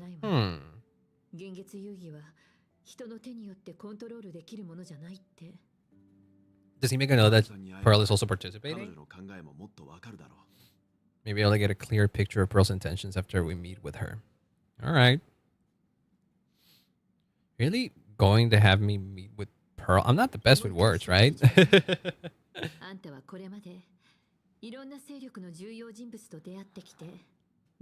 You're a capable nameless who can more than hold your own. Aw, I'm glad you trust us. She holds a high administrative position on this planet. Do not forget she is also one of the 10 stone hearts. Dealt with Aventurine, and kind of with Topaz a little bit as well, yes. Are we going together? Pearl wouldn't dare to get mad at two adorable young ladies like us, right? I wonder what the dialogue there is if you picked Kalis. Because like she wouldn't be able to say two adorable young ladies. Maybe she just says an adorable young lady like me and then this fucking guy. He said he would hand over records about the Phantasm games? Alright. I trust Himeko. I trust Himeko though. She wouldn't get herself in trouble. I don't think Himeko's dad has something to do with this Herald of Death. I highly doubt it. But I don't know. I feel like he might still do something. Again, biased from having read Alien Space. We're getting picked up. Just under the Giant's Gate next to the At Plaza. Okay. It's another perfect chance to do some shopping. Oh, we're not the only ones being picked up? Oh, of course you're interested in that. Well, what do you guys have to say? We'll head out when you're ready. Oh yeah, Welt is coming with us. Of course he is. Whenever I think about talking with my father, I can't help feeling uneasy. That's not a Himeko. That's not a Himeko we see often, no. Aww. Meeting with Pearl doesn't seem so scary now, right? I mean, in the grand scheme of things, meeting with your dad, who you have an extraneous relationship with, is kind of scary. But I don't know if it would be scarier than meeting with Jade. This is a lot of fucking achievements. How many? 1, 2, 3, 4, 5, 6, 7. Oh, Jesus Christ. So there's 8. Can I get 4? If I get 4 achievements today, that'd be fucking great, because that would mean that we're pretty much halfway through.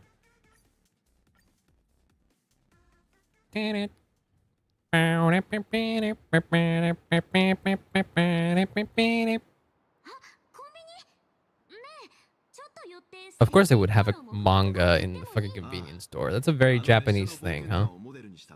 Author sure knows how to tap into what's trending.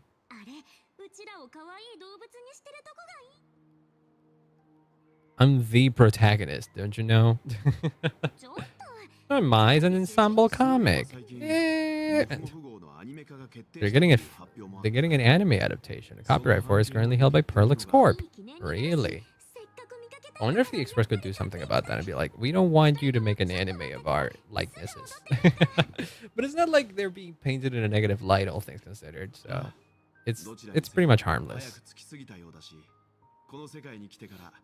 Haven't had the chance to get a street level view of the city. We'll meet up under the ad at the plaza. Alright. I need to see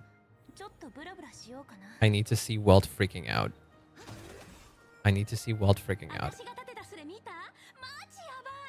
Where's Welt? Is that Ashvale way back there? Yeah, that is Welt. That is Ashvale, I mean. Where's Welt? I want to see him freaking out about the fucking robots. Sibilican battle, yeah. Using live streams to spread mimetic viruses? Ooh. That's evil. The last stream got permabanned. Yeah, no worries. She can become a kick streamer now.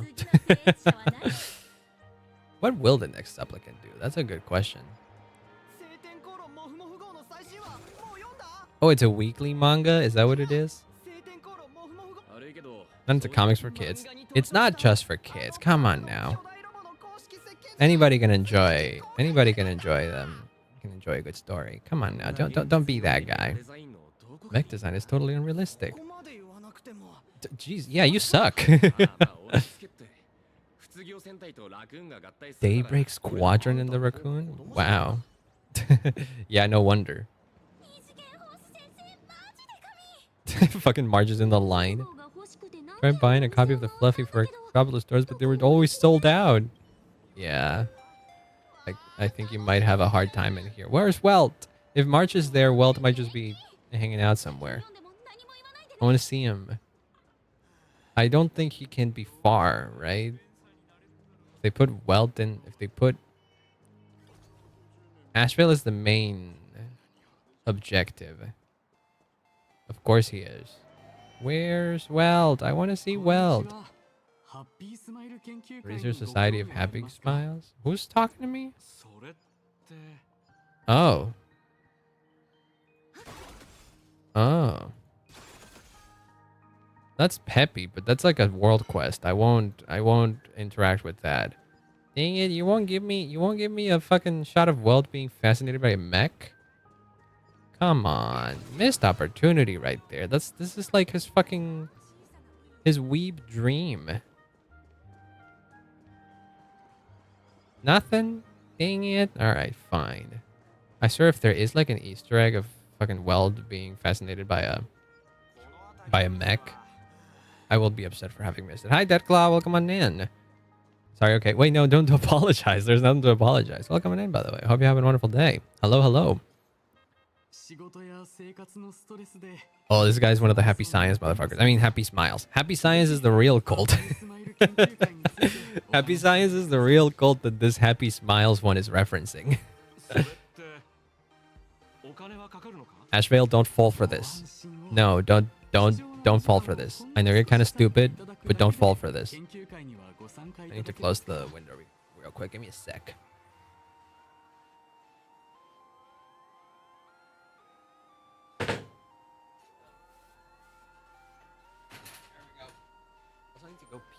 Hold on. I'll get done with this scene and then I'll take a small break. Yeah, for free psychological counseling. It's not free. It's not free, Ashvale.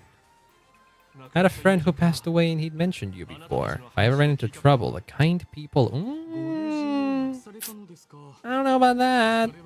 The words he left have illuminated your path. Tell me if I joined, I could get rid of my suffering forever. You're bullshitting, aren't you?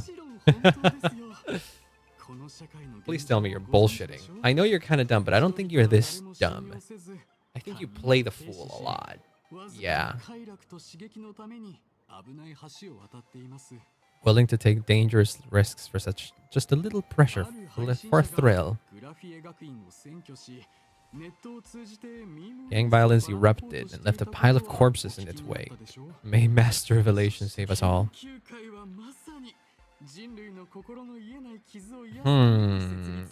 Spread laughter across the mortal coil and eliminate all suffering. Yeah, you can't do that. Very noble goal you have, but not real. For this is a world blessed by the god of elation, where Haha has granted us the right to happiness. I have heard of it. Yes. What does this have to do with anything? Oh, you do recognize us. Good. Has been down. Oh, don't worry about it. It's fine. I know one of the rules is to keep chat like on topic, but it's fine if you just want to mention that. That rule is mostly for like there's a proper conversation going on and you just burst in with something that's like completely unrelated, breaking the flow of stream or whatever. That's more of that. So many of my friends online. That's good. Hell yeah, that's fucking great. Hella great.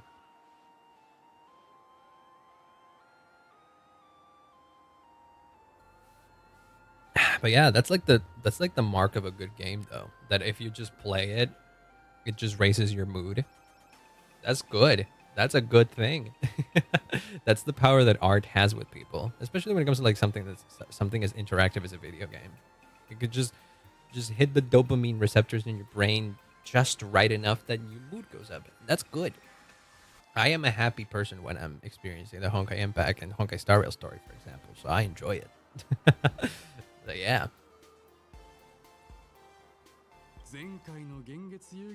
Many people lost their loved ones and children. I know that it's kind of crazy to say that I am a happy person while I'm experiencing the story, and then the story is all about, well, a lot of people died. Oh boy, wholesome and positive story, they said about Honkai Star Rail. They said, oh well. These people who lost their loved ones gathered together and established a mutual... Oh. Video games for the win. Shout out all caring devs out there. Hell yeah. Games industry might be a bit of a scathing place to work at, but honestly, it's filled with so much passion that it gives me hope. It gives me hope. It's hard to be a game developer nowadays, I think, because of the state of the gaming industry and all the layoffs and all that kind of stuff. But my optimistic ass likes to think that there's going to be an indie resurgence. And I think that independent games are the future. Maybe that's a bit too optimistic, but I'd love it if that was the case. I feel like with successes like Expedition 33, for example, I feel like that could be a good future. Yes. Very competitive genre. Yeah. But it meant more in the sense of like putting power in the hands of the creators and like helping support those visions. Because when game developers are passionate about something that they're doing, it'll show in the game. Because people are responsive to art that was made with passion and care and heart.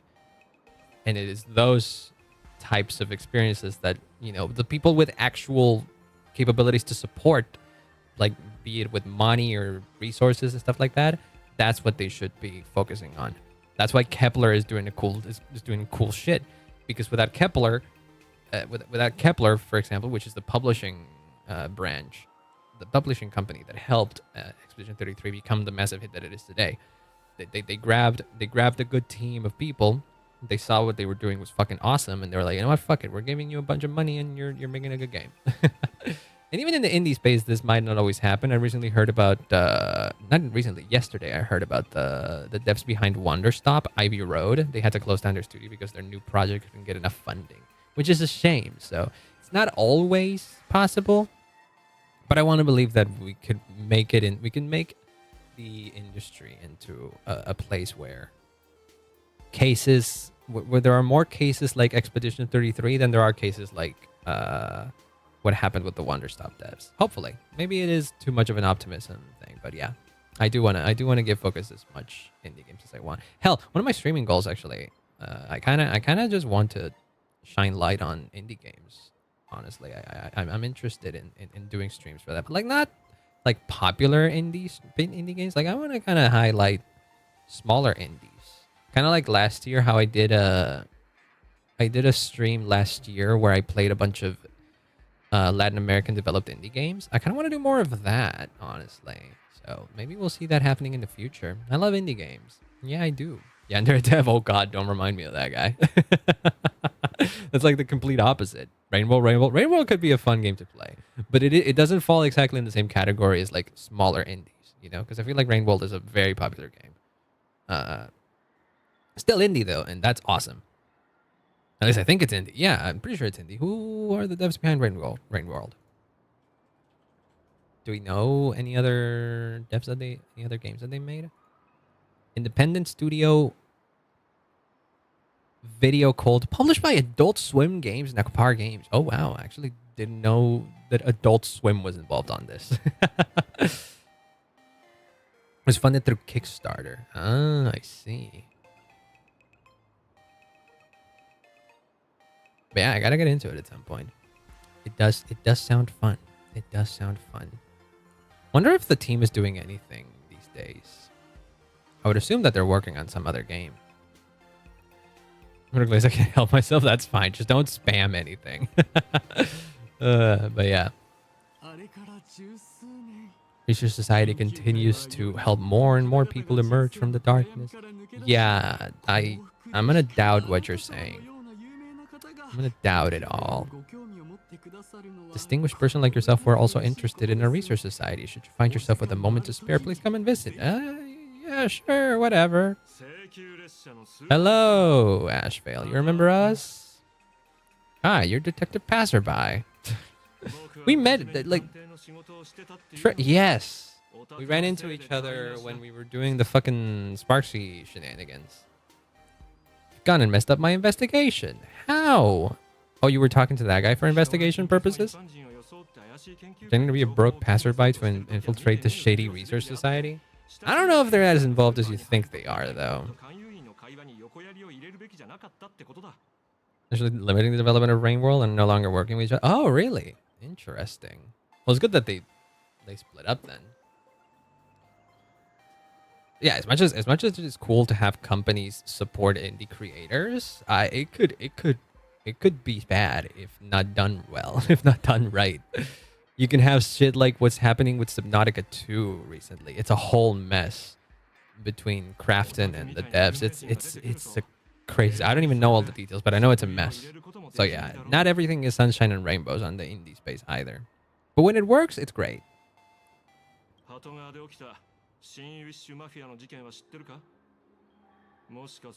my new Undertale. That's good though. It's good to have something you're passionate with. I love to hear people talk about what they're passionate about. So that's great.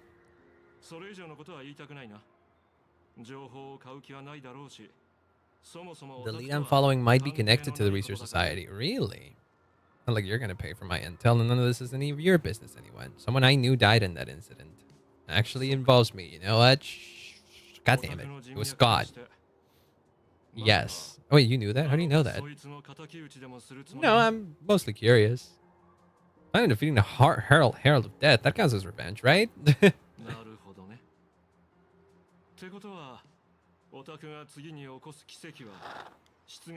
don't know if it'll be our next miracle, but that's kind of part of it. That's kind of part of what we want to do. Murder is the Herald of Death. He's dangerous. It's been a hot minute since anyone said that to me. I feel like you're still playing dumb though. Where's your little monkey friend, by the way? Are you actively doing shit now and it's not just your monkey friend doing the thing? Where did it go? I'm surprised that the monkey friend is not here. Was I freaking out? Am I freaking out about nothing? I don't know. I'll find the killer and exact justice in the spot.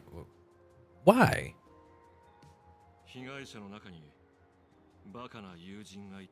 One of the victims happened to be someone on some fairly good terms with. The fool.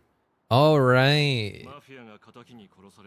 Revenge killings on turf wars wouldn't be unusual for gang members to die like that, but dying at the hands of some psycho who kills for kicks? That I can't accept. Some rules will just never change. An eye for an eye, a tooth for a tooth. Hey, good for you. Famous detective, sure. Acquainted through past clashes. We didn't fight though. Yeah, we kind of just like stared at each other menacingly for a bit. Clash of opinions, I guess you could say. I guess. First time I heard anyone introduce themselves as famous detective. True. You gotta be humble about things sometimes, man. There's something weird on my face. Holding a copy of Fluffy. Of course you enjoy this. That was the last copy in the store. Retail price is 300 credits. How about 3,000? No, don't. This isn't about the money. Last item in stock is like to find a slice of the cake on a plate. Again, not about the fucking money. Why are you fighting over a comic book with a kid? Yeah, I thought you were supposed to be more of an adult. Most Rainbow fans didn't even play the game. I do think it's popular. I hear a lot about Rain World. I have a friend who's a fan of the game as well. Well, a fan, but has a hard time with it because there's parts of it that scare him legitimately, and so he had to like stomach some things. But he acknowledged how good of a game it is. I feel like it isn't like massively popular. It's more niche than anything, yes, but it is the fact that it has a strong fan base is like, yeah, have so many furries in the fandom. That's just reality, man. There's so many furries out in there in the internet. In fact, furries are probably the reason why the internet exists in the first place. I wouldn't be too surprised about that, honestly. Like so many, especially in the IT field. There's so many furries just working in the IT field. What do you think? Because they have jobs that are very high paying in the IT industry. What do you think? What do you think they're able to afford the expensive ass costumes that they have? It's because they have well paying jobs, and those tend to be in IT, in information, and in freaking computer jobs.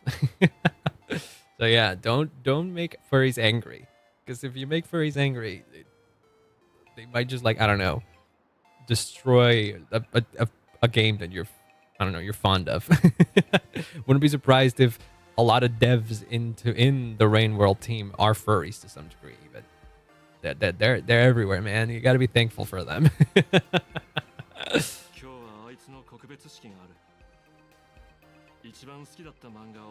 Oh, are you just making this up and you are a real fan? How the journey of the Express would never end. That sounds a lot like something that a One Piece fan would say. Every store around here is sold out. It's a popular series, man. Oh, at least you're giving the money, right? Carlita gets to sign it. Unbelievable. May your journey never end. Hell yeah. Kostite could see this from where he is now. I'm sure he'd be smiling down on us. I think you plan to target the Herald of Death. All eyes will be on you. Such a public stake, discretion would be wise. Because when the masses see your magnificent miracles and wield your extraordinary power, fear and jealousy could turn their wish power into wish you ill power. Oh boy.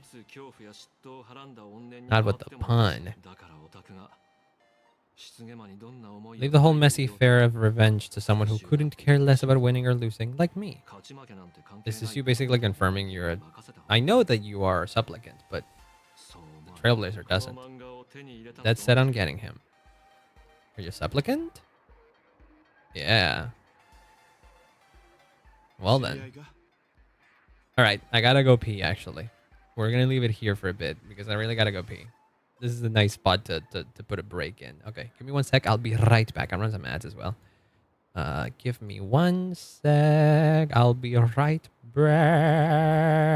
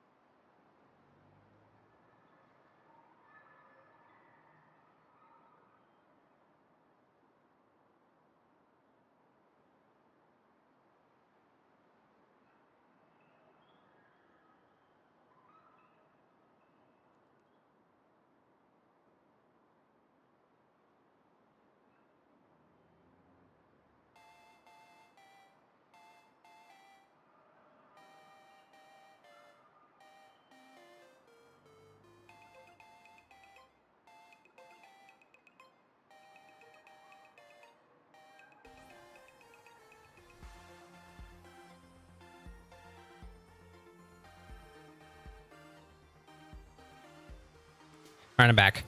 Hello. Awesome music. It is good. It is good. I am enjoying the music from Penacony. I mean, plain Arcadia. Pi break 3.1415, and then that's all the digits I know. Acquaintance is kind of correct, I guess. Weird detective who was passing by. All right.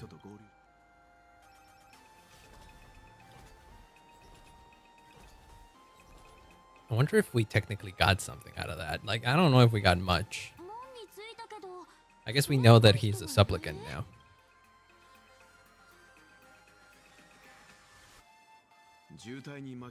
Got stuck on traffic? Is it possible? Oh, Jesus. Hi, Meg.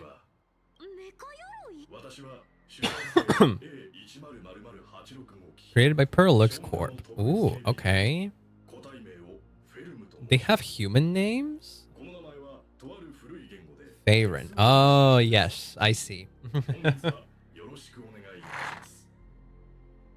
An ancient language meaning iron. Fe is the alchemical symbol for... Is it it's the chemical symbol for iron. It's Fe. So, there we go. How long have you been waiting here? Sole duty today is to ensure everyone reaches Perlux headquarters happily. Okay, so how do we go? One more guest? Is it Ashvale? Oh, well then. Looks like we're going the same way. How? Oh, well, you do have deals with Pearl. Right, I forgot about that. Here's a piggyback while you fly over. Ride is ready. Is it a limo? Oh my god. Do we fit all in there? It seems like a relatively small car. Oh, we're four, right. It's in theory we should fit. Unless this just looks like a fucking like the initial D car. Customized made to order vehicle. Can Farron actually fit in the driver's seat? Oh yeah, are you supposed to drive us? How are you gonna drive this thing? I'll be driving and monitoring this vehicle remotely. Okay, I figured it would be something like that. Here we are. Oh my god, the pom-pom mech. This is very much Japanese. Oh, look at him. Oh, look at... That's so funny. That's so cute. Look at him. He's fucking mesmerized by the giant mech. Hi, Adam. Welcome on in. Welcome on in. Hello, hello. Nice to meet you, too. We're playing the latest Plain Arcadia story here. We just got to Perlux Corp. And we witnessed Weld being overjoyed at seeing a big mech. That's his favorite thing in the world. HIMEKO says it was an entertainment company. I knew their headquarters wouldn't be some ordinary old office building. Oh god, no. Out there building real fucking mechs. This place is totally like some supersized mecha hangar. And that's fucking sick! According to the vision of our founder, our lobby was intentionally constructed as you see it now. It's like a fucking showroom. These are fucking model kits, by the way. When you buy like Gunpla in Japan, they come like this. These are to build fucking your own little mech action figure. That's fucking Sam. Why do they have a fucking Sam armor in there? Oh no. You're never strayed from it. All right. Oh god. He's such a weeb. Yeah. Of course he is. I guarantee you the minute he stepped into like any other separate world, he was like, do you have anime in there? Of course he would do research on that kind of shit. Take a tour. All right, cool. Weld will be pleased with this.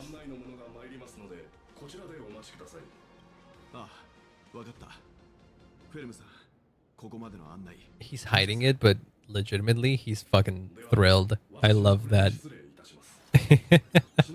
When do we meet the Super Sentai? Because I did see the Super Sentai in the trailer. Oh, so you're here for a different reason, huh? All right.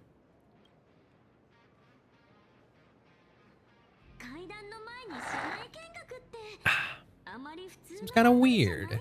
Well, she has something to discuss with Ashvale that we shouldn't be involved in. That, well, not shouldn't. She doesn't want us to be involved with, so I assume that is why. Her proposed collaboration. Maybe this is her way of introducing her other identity. Wait, what?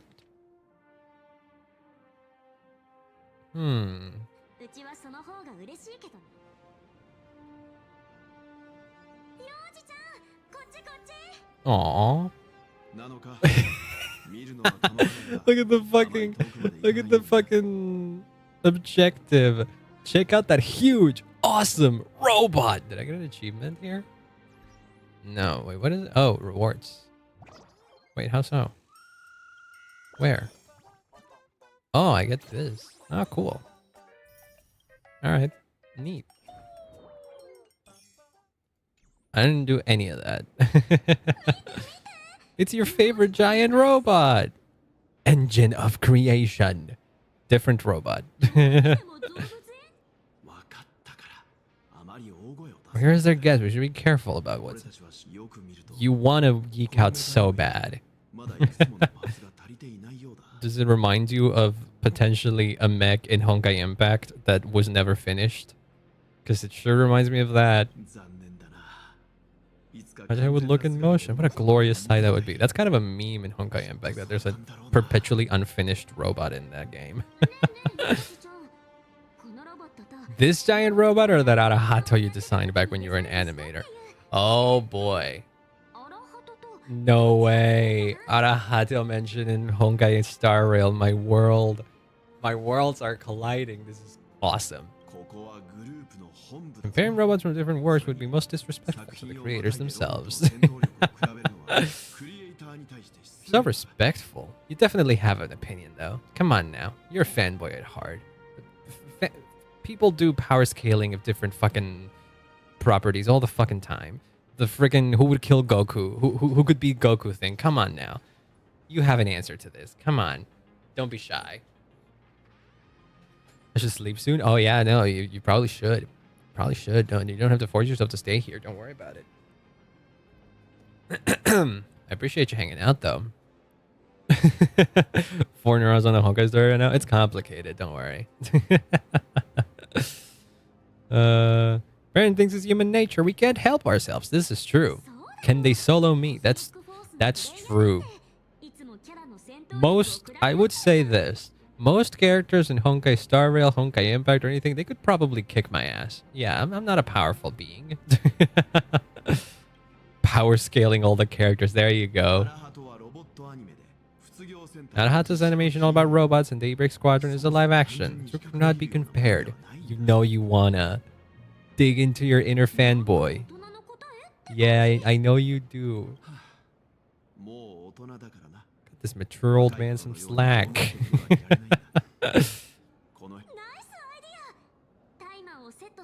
I like that he's immature. I like that he's like way past the childish discussions of like who can beat who. I like that. The beauty filter? What the hell is that?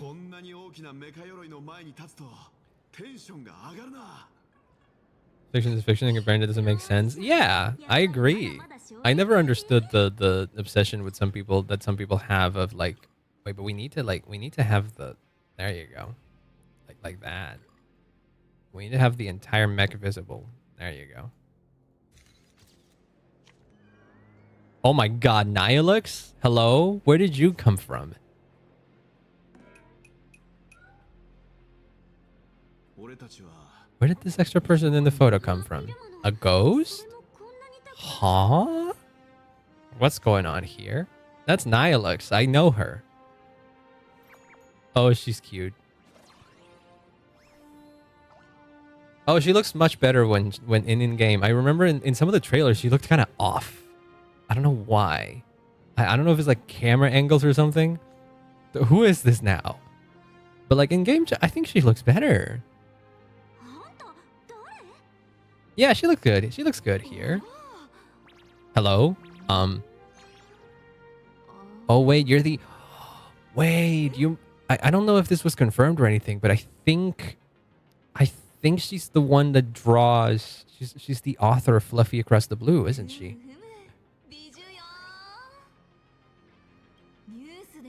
I quite like her design. She's another one of those characters that if I have the chance, I will pull for her. I don't know. I don't know when she's coming or anything like that, so... I don't know. I do quite like her. Design-wise, at least. And I like her shtick of being a manga author. And she writes fan fiction between aeons. It's fucking funny. Back off, though. Can you not be super weird, though? Not great with personal space. Yeah, no shit you aren't.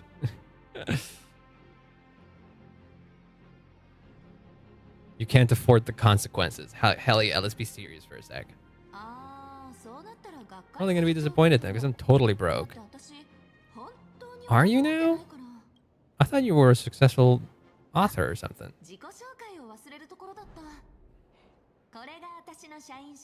Nihilux. Herlock's Corps Imagenesis Technology Department. You're an IPC agent? Excuse me? I didn't think you would be an IPC agent. What? Isn't P30 a pretty high rank too?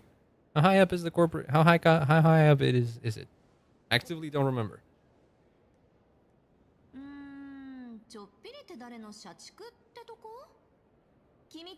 Slightly higher ranking workhorse, not in the same level as the.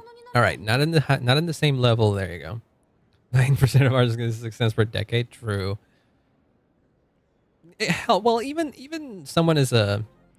Even as a successful mangaka, I don't think they get that much money. Unless you're like, I don't know, Oda levels after writing One Piece. I highly doubt most mangaka are like rich.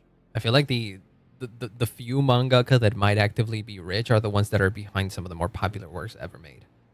Like I would imagine Oda is pretty rich. I would imagine the girl that made Demon Slayer might be quite rich. Why am I getting so many messages? Hold on, I need to check this now. What the fuck is happening? Wonder if you could hear the... Oh, not important. Not particularly important. I did get other notifications though. Is it anything important? Not exactly. Nor is live, which means I could rate them. But I can't because they're playing Honkai Impact in a story that I have not played yet, so I can't.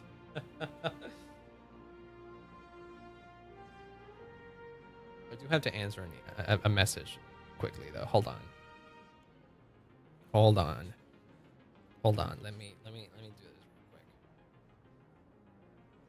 quick. Where is it?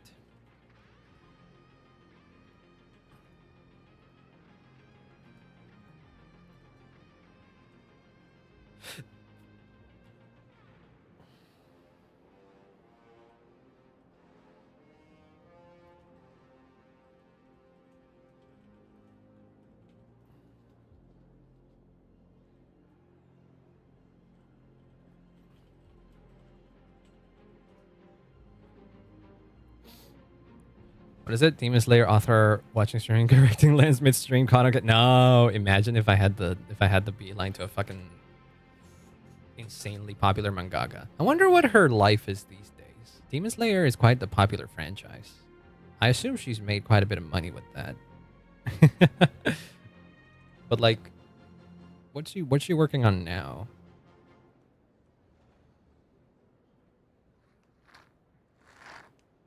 I wonder if she's working closely with the staff making the adaptation. I imagine she might be. Otherwise, we would have seen like a new work from her or something.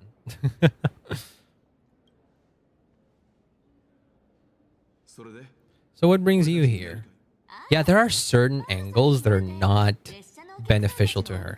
Her eyes are kind of split apart, but it only looks bad when looked through certain angles. She looks good here. And if you look her straight front, she also kind of looks good, I think. Cosmic level heroes. Ooh. See, I think she looks good in here as well.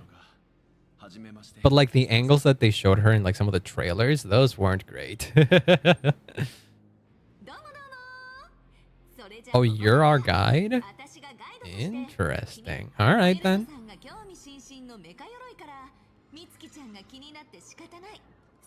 What's the deal with the mecha pom-pom here? Is that also related to Fluffy Across the Blue or something? I highly doubt it. I am curious though. Alright. Her collab managers would have collab with Battle Cats right now. Really? How did... I'm more surprised about Battle Cats. I didn't know they had enough pull to get a fucking Demon Slayer collab. Holy shit. It is cool though. Collabs are always fun. You want another collab? Wait, hold on. There we go. You want another collab that has happened here? I don't know if you're aware of these, but Fate Stay Night is still in Honkai Impact and Honkai Star Rail, by the way. You can still pull for Saber and Archer from Fate Stay Night straight up. And apparently we've recently gotten leaks that 2 more Fate Stay Night characters will be showing up in this game, which is insane to me. They have been available for like 6 months at this point. It's insane. I've never seen a gacha collaboration last this long. And I think most people who play gachas have also never seen one. How you feeling, Welt? Is this overwhelming? Want to take a few more pictures with it? Taking it in, yes. When will it be completed? Not a Fate fan, but they look cool. They are cool. And in fact, they're very fun to play. They released Archer for free, so I have Archer. I didn't pull for any of them, because I'm not a Fate fan either. But Archer was released for free, if you play the game, so that's cool. I was able to build an Archer that is pretty fucking strong, even, all things considered. He is literally one of the best units in the game at the moment when it comes to, like, damage. So I was able to build a good team for him, and I play one of the game modes with him. I'm playing one of the game modes with him, and he's fucking busted in there. It's really fun. He's a very fun character to play as. What? Can we do that? How do we complete it? I guess last 2 weeks and then return for like 3-4 years. Yeah, it's unusual, isn't it? Most collabs, I think, are like that. They're very much a limited thing because they prey on like the fear of missing out thing and all that kind of stuff. And the Star Rail collab with Fate Stay Night has just been everything but that. The story's permanent. If you start playing Honkai Star Rail now, you can experience the story for yourself, and you can still pull for those characters.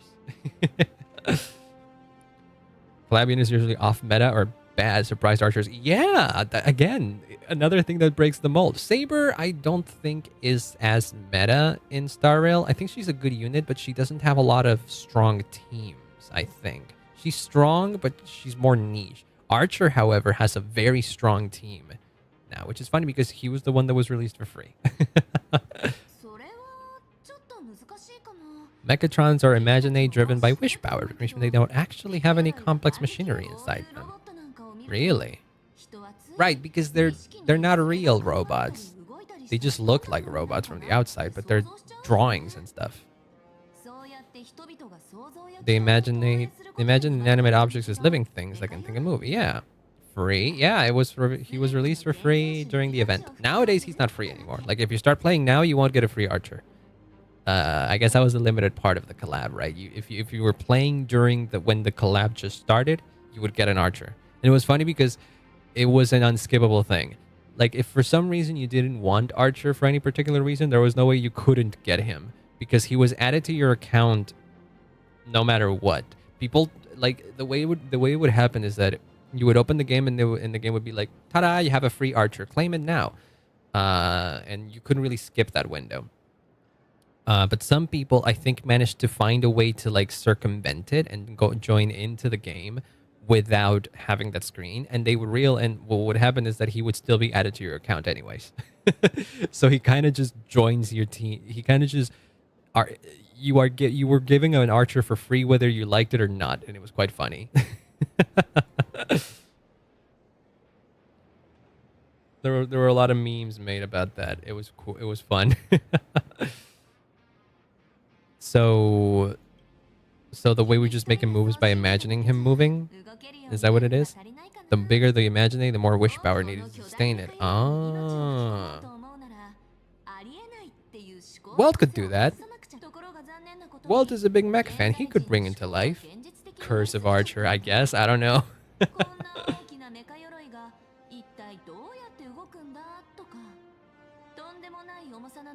There was an SMT meme because there's a here, hold on. Hold on. Jack Frost joined your party without your consent. There's a if you know Persona, you might know Jack Frost. So there's this meme. There's this meme that that goes around because Jack Frost is a very memeable creature, I guess. And there's this bit where they say that he can join your party just randomly, I guess. Somehow he can just join your party without your consent. And people edited this to have Archer in it. It was great. It's just replacing Jack Frost with Archer. Fucking love it. Very much true too, because like he just joins your account whether you like it or not. There was no way to avoid it. I guess the way to avoid it was to not play at all during that time.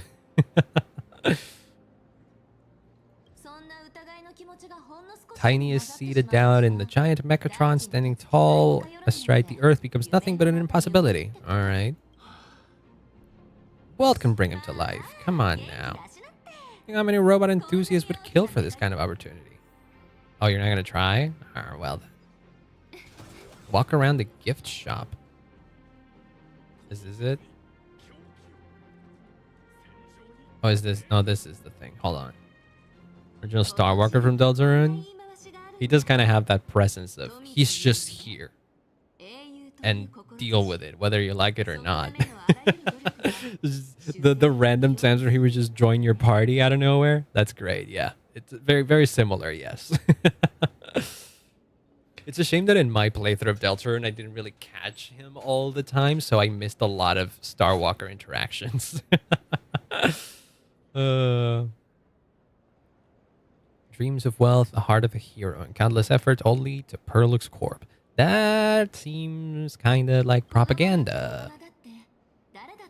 Everyone has their own sweet dreams, becoming a hero who saves the world from evil forces, merging with a giant Mechatron to unleash awesome ultimate moves.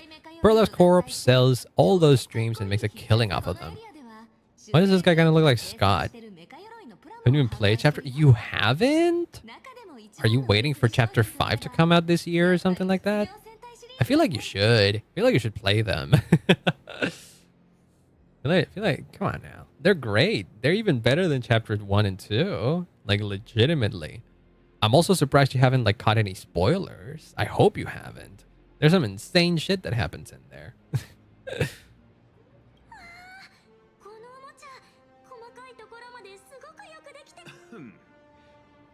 Very much envy the kids here in Plain Arcadia. Back in my day, robot toys were quite the luxury. Yeah. I don't even know what I'm waiting for. Honestly, that's valid. I also have games and stuff that I want to play that for some reason I just haven't. I have not played Expedition 33 in months. I started playing that game. I got all the way up to the end of Act 2. I started Act 3 and then I stopped. That's it. I don't know why. I was even enjoying my time with Expedition 33. Relatively. I have some complaints about it, but nothing that would like make me hate the game. I don't know. I got lazy.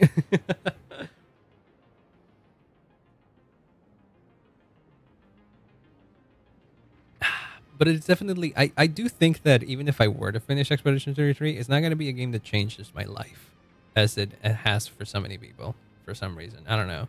Maybe I'm going to be maybe it's going to be the rare occasion where I'm the contrarian and I'm going to be like, I don't like this game as much as some people do. Which is fine. Ralsei plush adds in-game. I'm not going to confirm nor deny these things. Tenna is a character, yes, that's pretty safe to quote unquote spoil, I guess. Ralsei plush propaganda. Ralsei does have a plush IRL that you can buy that is very cute, yes. Riding in my truck right after a beer. Hey, that deer. Wait, no, is it? What was it? That thing is shaped like a deer. or something. I don't know. I don't know all the lyrics. I'm surprised I even remembered the beginning of it.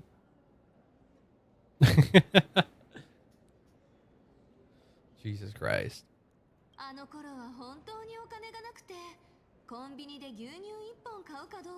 Debating whether to buy a carton of milk from the convenience store. Oh boy. I had to work hard to get so I could get rich. And did you get rich? Well, she said she was broke. I'm no longer young. Didn't say anything about well, you also ended up in the hands of Perlix. I'm gonna fucking flirt.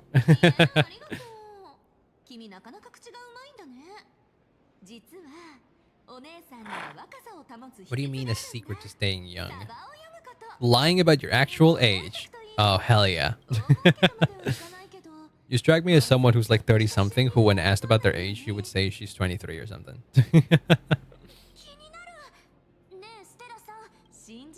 Wait, what's her name in Japanese? Stella? Like Stella? What the hell? Alright. I have some friends who've been trying to create a decentralized digital currency to fight against the IPC's credit system. Bitcoin?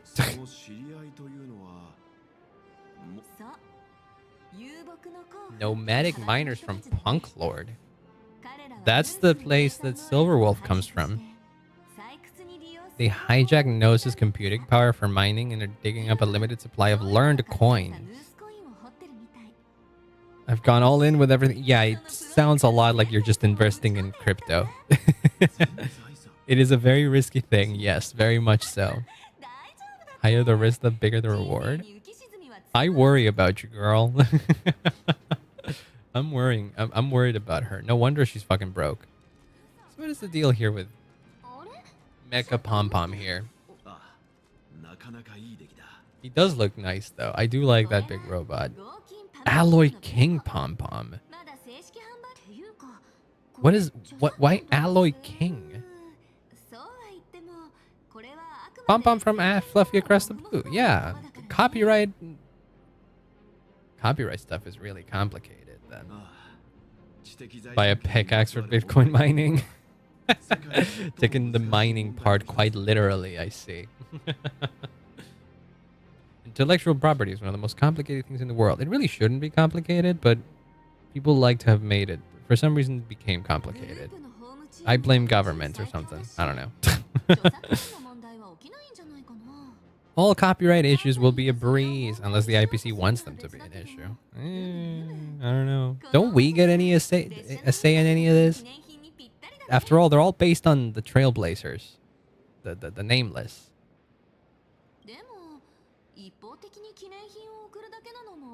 Why should we give you a gift? Taking a photo with me by that headless Mechatron. Huh? Why am I worried about this? Why do I feel like this is some kind of ploy? Sounds like a sweet deal. I don't know. Why am I worried about this? I love that her hair... This is crazy. I love that her hair has this dither effect. I think it's dithering. This is wild. She has... I knew she had like manga motifs in her clothes and stuff, but for some reason I hadn't noticed that they also extended in her hair. This is a great design. I fucking love her.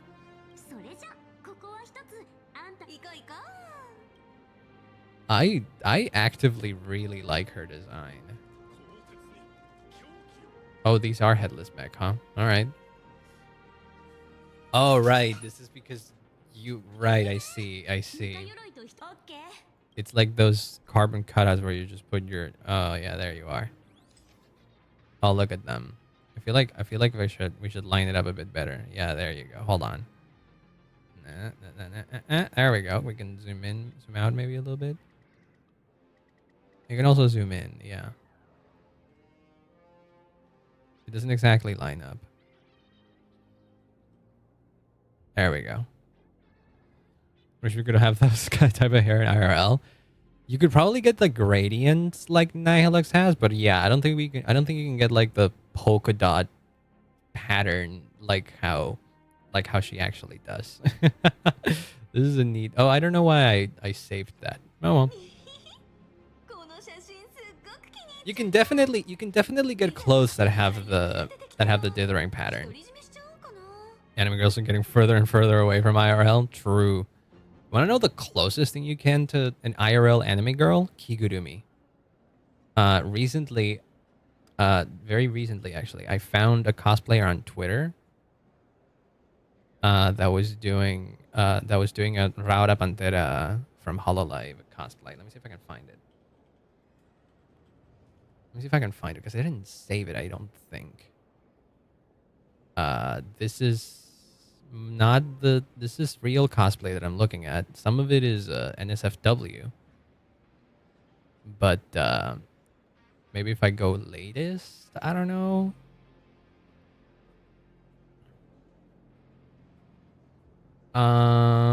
Maybe it wasn't so long ago. Okay, god damn it. Can I just look up Kigurumi maybe? Ah, I think this is the one. Wait, no, I think no, this is the one. Yes. This is absolutely the one. This is the cosplay that I recently found. Look at this. This is the closest you can get to an IRL anime girl. This is honestly one of the best looking Kigurumi cosplays I've seen just in a while. And I think the reason why it looks so natural is because this person wears an entire skin-colored bodysuit, basically, which means that the mask, which is is basically a full-on helmet that they put on in the anime style, right? But usually with Kigurumi, what happens is that because it's a big mask, it's hard to have it have like the same color as like real human skin. And so I think the reason why this looks so natural is because this is a full-on bodysuit that is exactly the same color as the mask, and it blends in perfectly with the mask as well. So it's probably the reason why this looks insanely close to just an anime character just brought to life. And also, I think this image is edited, like color graded and stuff, to make it look even more natural. But yeah, I've seen it in video, and in video it also looks like uncannily close. It's kind of uncanny how close it looks to like just a real anime girl. And I think the effect is sold a lot better thanks to the it is great though. It is great. I'm mostly shocked because of how great it looks like. Let me see if I can find the video of it. I don't want to scroll into something that I maybe don't want to show here because I don't know how NSFW this account is. Is this safe to show? I guess this is more safe to show. This isn't exactly. How about this one? This kind of has a big shot of the booba though. This is probably more natural to show actually. This is how it looks like in motion. See how different the skin color is because the color grading is different in a video, but still pretty freaking close. And you again cannot see any freaking seam within between the mask and the body because it's all a bodysuit. It's crazy. If you pay attention, maybe in the hand you can see where the sewing of the bodysuit is. But they're very well, like, hidden. And also maybe in, like, when she folds her arms, you can maybe see the seam as well. You could tell that it's, like there. You could tell that this is fabric. It's crazy. But yeah, Kigurumi cosplay, insane. And this is probably some of the better one I've seen. Quite crazy. And Raura's not the only one she did of, actually. Oh, she has one of Cypher from Honkai Star Rail, which also looks pretty freaking insane.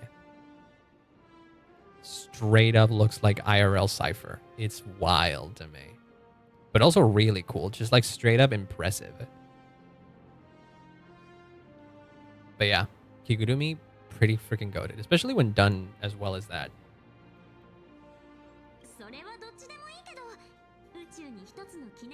I feel like this is just her being a fanboy, though. I do feel like fangirl, rather. This is all just a front. I don't even trust her being an IPC employee, actually. I don't know. I have a feeling that we're being duped here. True virtual girl fan right there. Yeah, exactly. They've literally become the virtual YouTuber IRL.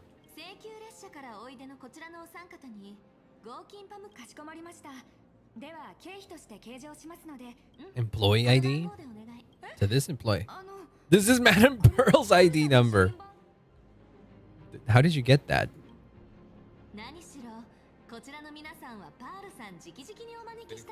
Presented in her name. Okay, maybe you are a big deal. I don't know. Maybe the future is not that dark after all. True, there are things to be, you know, positive about. Even today.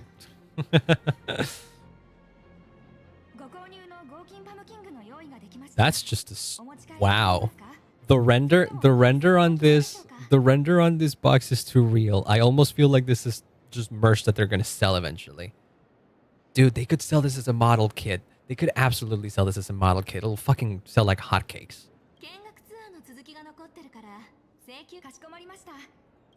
That's crazy.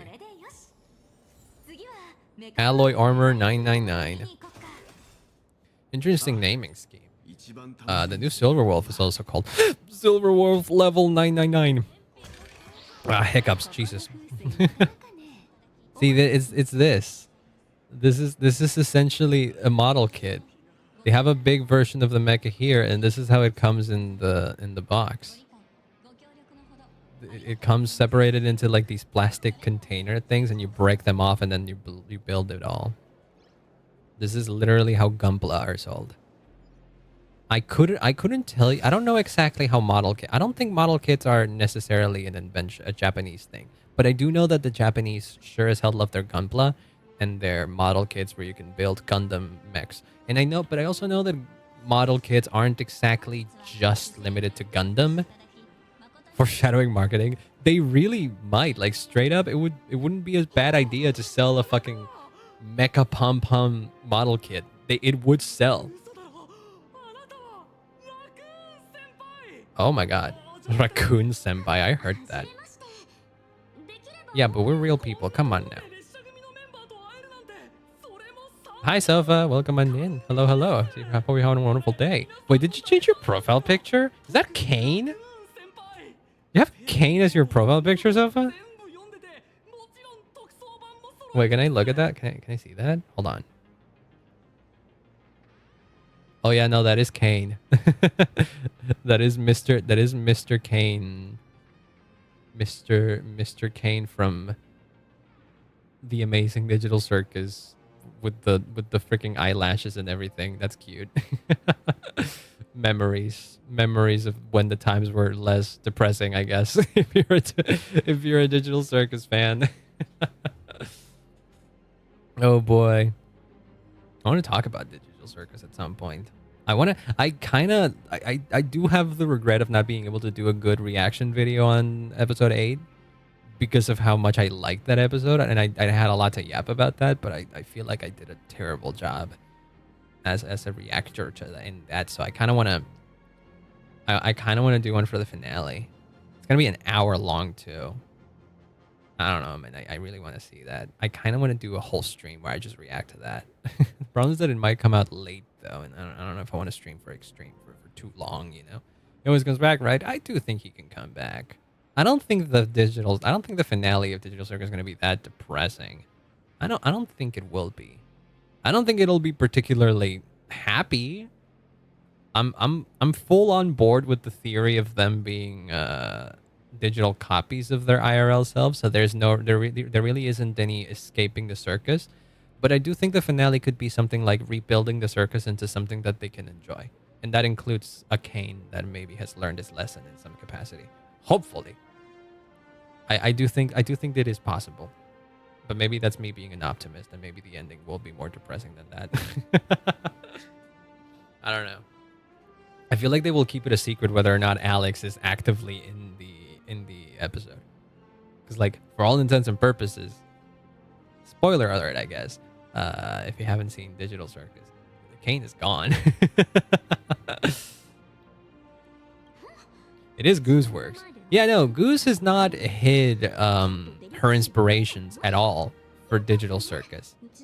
In fact, the biggest inspiration is I have no mouth and I must scream, which particularly doesn't. I don't think it has a happy ending. But I don't know. Different thing. Inspiration doesn't necessarily mean it'll walk the same steps. But yes, I think it's fine. I think it's fine to be optimistic about how it'll all end. I'm somewhere in the middle. I don't think it'll be necessarily a happy ending, but I also don't think that it'll be a sad ending either. I'm willing to bet it'll be a bittersweet ending, if anything. But either way, I'm excited to see it, even if it fucking breaks my heart, because art. What's the quote? Art should disturb the comfortable and comfort the disturbed, or something like that. The only better good ending I have in the math wasn't very good either. I could imagine that. Yes, I gotta at least read the short story. I don't know if I want to play the whole game because it's kind of old, and I don't know if I would like enjoy it. But I'm down to read the short story. The original one. Art should. That's the one. Comfort the disturbed and disturb the comfortable. So there you go. It's kind of saying that we're kind of disturbed people by as humans, we're disturbed by nature because no one's perfect and we all have our things that we worry about and all that kind of stuff. And art is a way for us to feel comfortable in life. It's kind of like how I was talking about earlier about finding a game that you really enjoy and that it makes you happy and it brings up your mood. Well, there you go. We're disturbed people by nature, and because we're enjoying art, we're being comforted. But there's people who don't realize this, and there's people that, are comfortable with living their own lives and living the life that everything is perfect and all that kind of stuff. And then art plays the opposite point, in which they makes them realize that, hey, there's a lot more going on in the world and you should know about it. And therefore they should be disturbed. Not necessarily in the bad mood, in the bad interpretation of the word disturbed. Just saying that, hey, wake up, there's a real world out there. There's real world issues that you need to take accountability for, or at the very least, pay attention to. Therefore, that you shouldn't be comfortable living your life as it is. That I do really love this saying. It's kind of my interpretation of it. Yes. Hey, thank you so much for hanging out. Don't worry about it. Go to sleep. Yeah, have a good rest. I very much appreciate you hanging out. But yes, your health is way more important than being here. I know your support. Your support is already great. Don't worry about it. It's hard to tell if people in this world love the real Express Clue or just a cute anime. Yeah, there's this whole thing about, like, don't meet your heroes. Come on, we're very different from the fluffy ones, I assume, right? Let's talk about deeper topics. I feel like it's everything essentially in the slightest mentions. I don't know what you mean by that. I don't think most art is censored to some degree. And art is allowed to have deeper meanings. Whether you choose to engage with those deeper meanings, that's fine. That's up to you. If you don't really want to, like, delve deeper into what stuff means, that's fine. It's not necessarily a rule that you must engage and that you should feel disturbed or anything like that. No. You enjoy art however you want to enjoy it. Whether or not you want to engage in the more deeper aspects of it, that's fine. That's also fine. I don't mean it like that. But as someone who enjoys reading about the themes or, like, trying to grapple the themes of a story and what it's trying to say, I do enjoy that I can delve deeper like that. But I also am the kind of guy that just would watch a simple shonen series for the guy punching other guys harder and winning, because I do enjoy that as well. It's nuanced. There's depth, and then there's sometimes where no depth is fine too. What the fuck? Wait, hold on. Hello? Wait, what are you talking about? I don't just follow the Fluffy series. I've been keeping tabs on all your adventures in Bellabox, Shenso, Penaconian, and Euphorius. There's so little video footage of the Euphorium War online. Yeah, it mostly happened in a fucking simulation. I highly doubt there would be any footage of that. It wasn't real, technically speaking. You watched the scene where the Trailblazer embarked on another expedition in Holy Grail Stay Night? We were talking about the Fate collab earlier. I guess it never stops, huh? Oh, you're making me blush.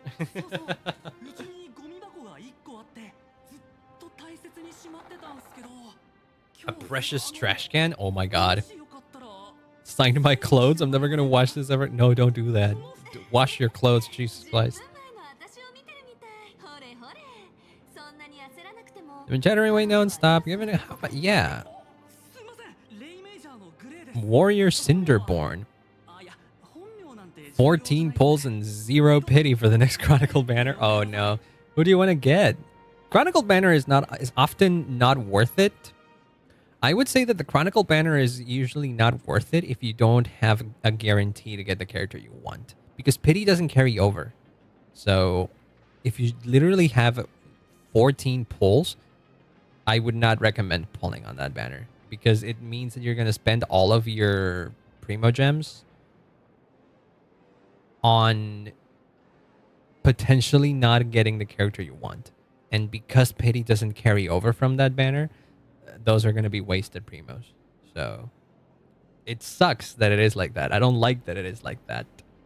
But I have to warn you like that. Like if it was in my position, for example, I have like 50k primo gems in Genshin. So I definitely what is it? I definitely wouldn't mind pulling for the Chronicle banner because I can guarantee any character, and that's fine. So I have more time, and I don't care if I lose to anyone but Linny. Still very risky. Still very risky. Losing to Linny is a real possibility there. Very much a real possibility. I can't stop you if you truly don't mind losing 50-50 to anybody but Linny. It's still a 1 in 5 chance. There's like 5 characters in that banner. It's a risk. I wouldn't recommend it, but you know the risk. At least it shows that you know the risk. But yeah, I still wouldn't pull if you don't have enough to get to soft pity. If you truly don't mind to losing the 50-50 to anybody but Linny, you acknowledge that there's a risk to lose it to Linny, losing it to Linny. So that could happen. So if you have enough to guarantee hitting soft pity, it might be worth it. It might be worth it if you really want one character from there. But other than that, I wouldn't recommend it. Chronicle banner is there for those who really want those characters, or one of those characters. And I think for that, on the purposes of that, it does it well enough. It could absolutely be better, though. I wish it was far more frequent. I wish it had more characters. I wish the pity would carry over. It is not a great system, but if you are in a lucky position for the banner to be nice to you, I guess you could say, then yes, you could pull. But yeah, be careful of the risks. That's all. Oh my god, double ban from friggin' Seribot? Love to see it. Well, I don't know much about. Well, I actually don't wanna chat with you. You seem like not an important NPC at the moment. Wait, combat testing? What we cause damage to the place? What if it's testing? Yeah. Synchronized Mechatron combat? How does that work? Combat testing area is part of our tour. Oh, cool. Can't allow myself to let these adorable kids down. He doesn't really look like a kid, though. He looks like a grown man.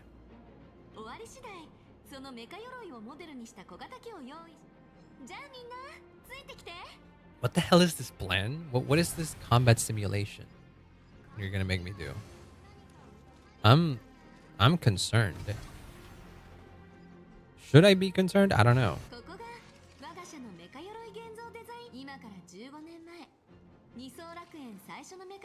15 years ago, the first Mechatrons were born? Huh. Interesting. Lines up with the previous freaking Phantom Moon games. Oh, this guy looks cool. He's got wings. Those are very Gundam-like wings, too. Maybe not Gundam. Maybe more Code Geass. Yeah, these mechs look a lot like Nightmare Gears from Code Geass. gonna collect all the luck in the world. Trust me. I believe in you.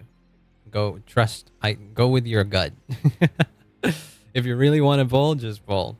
It is how it is. What's the Silver Wolf line? Hold on, maybe I can get it in a bit. Hold on. Let me see. Wait, let me see until this cutscene. Give me a bit until this cutscene ends. I'll see if I can find the message. Pearl Export really changed Planet Arcadia, huh?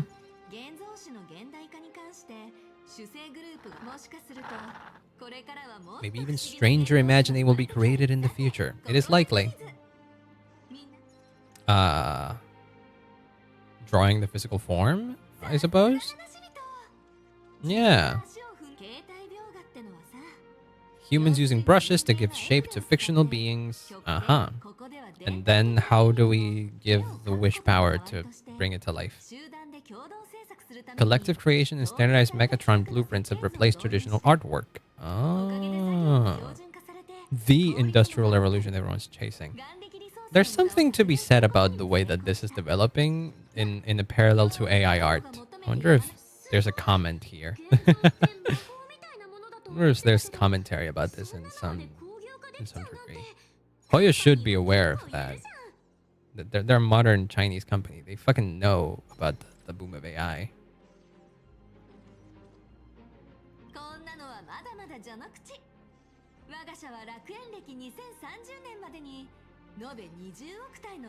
Special combat mechatrons like the Daybreak Squadron.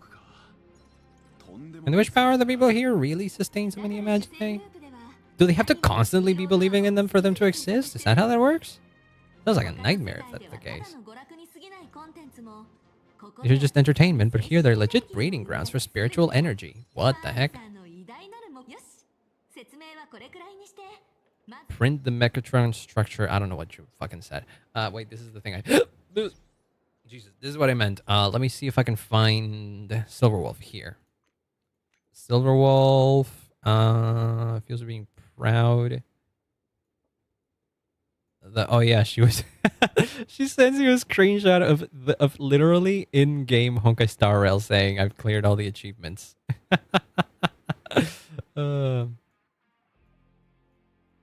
No, is it crying? Was it this? Here, there we go. There's a new gacha banner today. You in? Let me see who got the better one. I think I'll pass. What are you even talking about? Don't ask. Don't hesitate. Just pull. If you're asking, you want it. Pull first, ask questions later. Something will come. You'll win something good. Believe in yourself. Gotta be happy. Yeah, I can feel it now. Seize the initiative. Come now. It's here. It's here. Darn it. Well, that's a quick turnaround. Well, it didn't work out for Silverwolf, but I don't know. I feel like you should I feel like you should channel the energy of the first half of this chain of messages. If you're asking, you want it. So pull first and ask questions later. Master of the fourth wall. Oh yeah, very much. Silverwolf may not be a masked fool or anything like that, but she does kind of break the fourth wall sometimes. She's great. Gotta love her. Oh, we got another achievement. How many achievements do I have left? 1, 2, 3, 4, 5, 6. Oh, Jesus Christ. I might not be able to fucking hit the fourth one this stream. Or what? An hour more and I probably have to end stream? Dang it.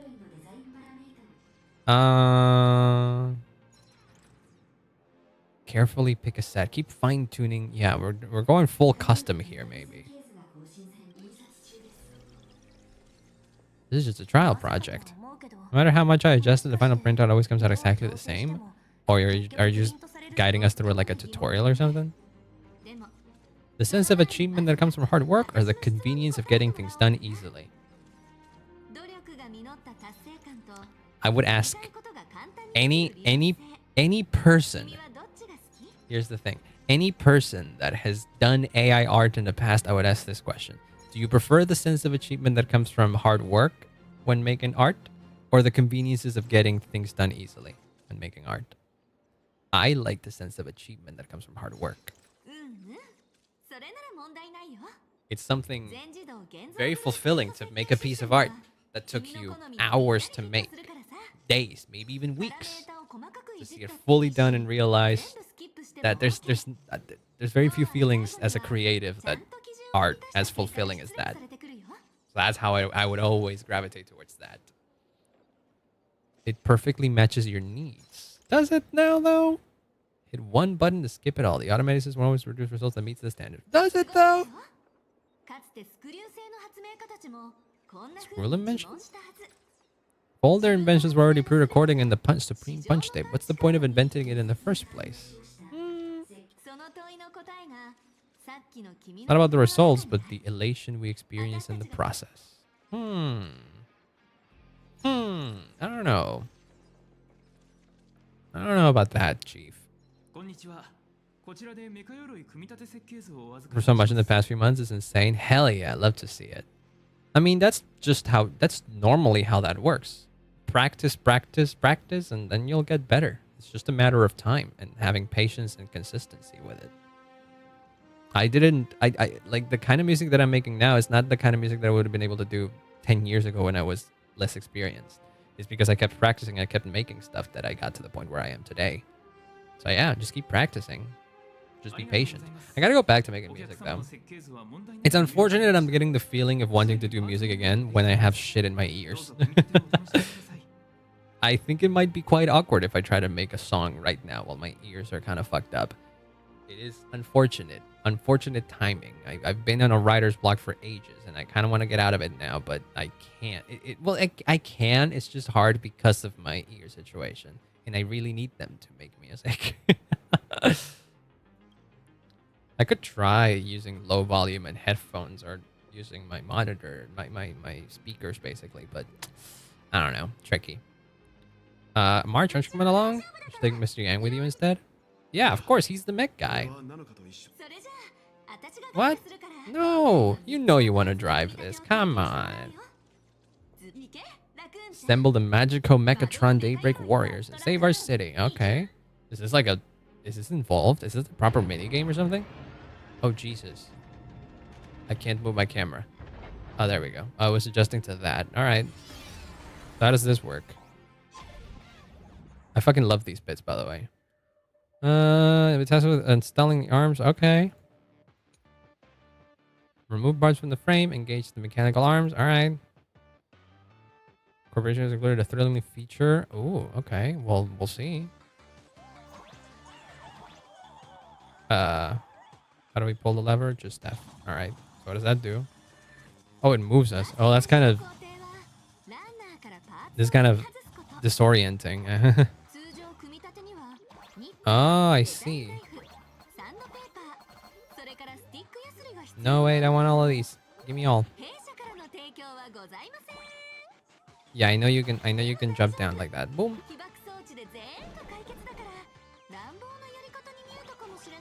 And now what? Oh wait, can I go this way? No, there's nothing in there. Hey, give me all these. Did you get all of them? I got all of them. Let's go. Give me all your shit. No, no, no, no. Hi, Len. Welcome on in. I hope you're having a wonderful day. Oh, fuck. I'm playing Mario now.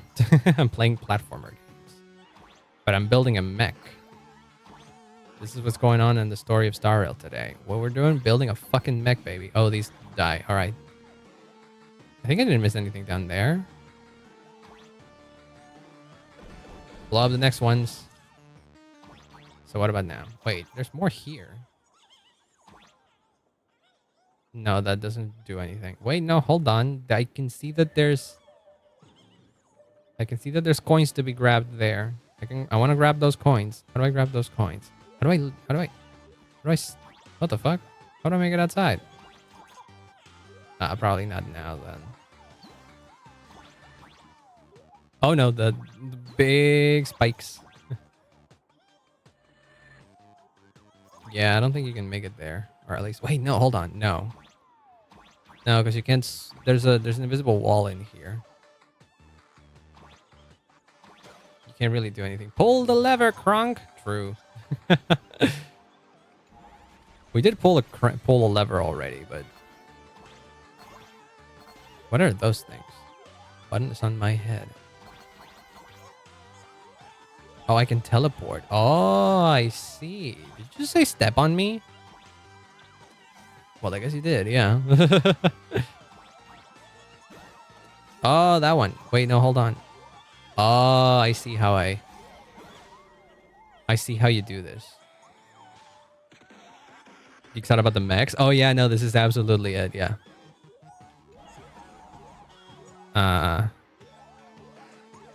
Give me the teleporter. Teleport. There you go. Let me grab the fucking chest. No, the fucking chest. Grab it. Thank you.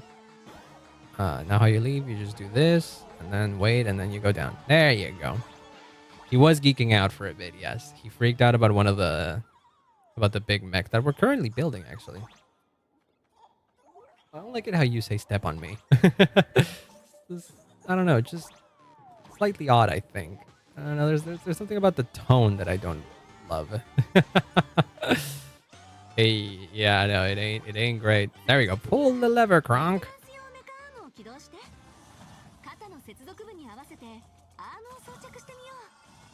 Ooh, there you go. It's moving now. We good? We're done with one arm. Did I collect everything? Interplanar trivia. Oh, that's just the... Could I tell? Could I see? It says exploration progress 32%. So this is not done yet. But I'll just keep going with the main part. If I have to come back for more exploration later, that's fine. Listen, you're just saying words at this point. I don't particularly care much about the words you're saying.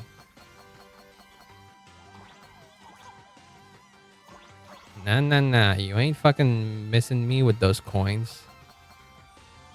A cat's golden rule. Oh, cool. Achievement.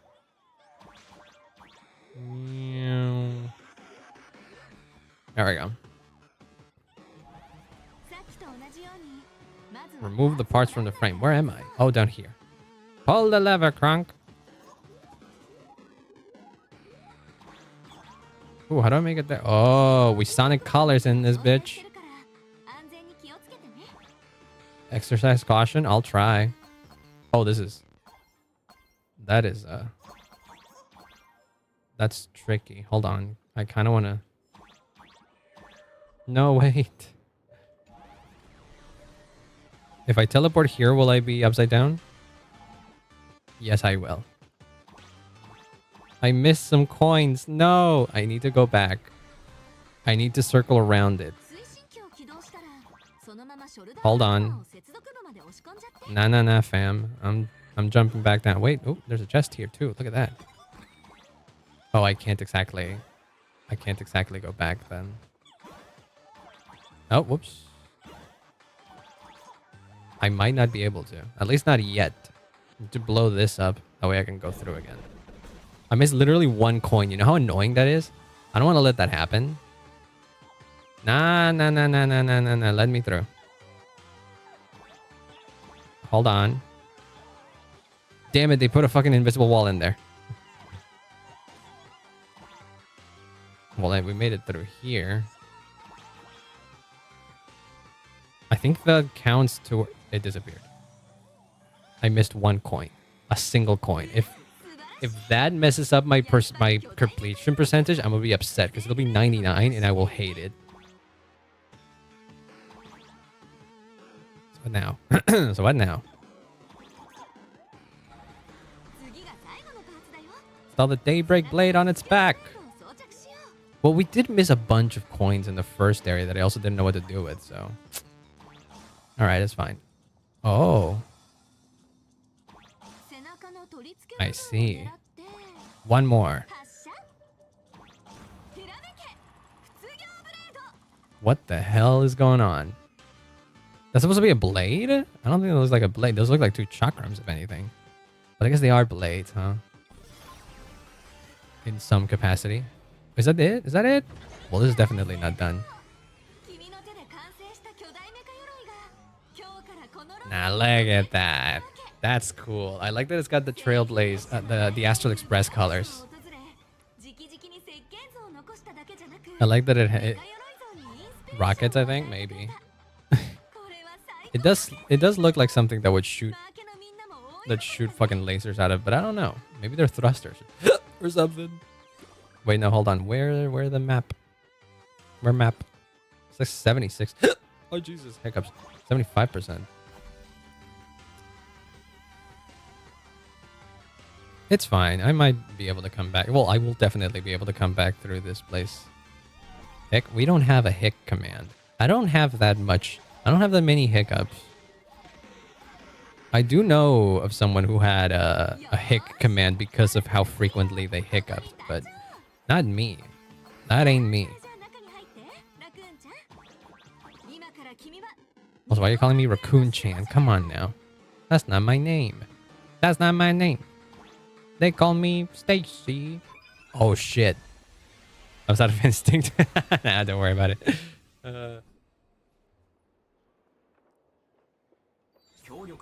Oh shit. We're literally in.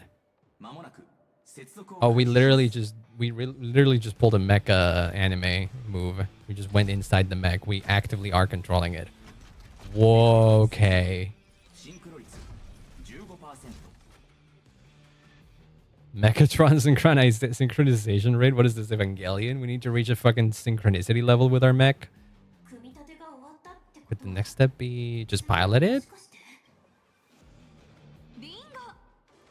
Oh my god, we're in a scale city. Megatron? It's a Mechatron with a CH.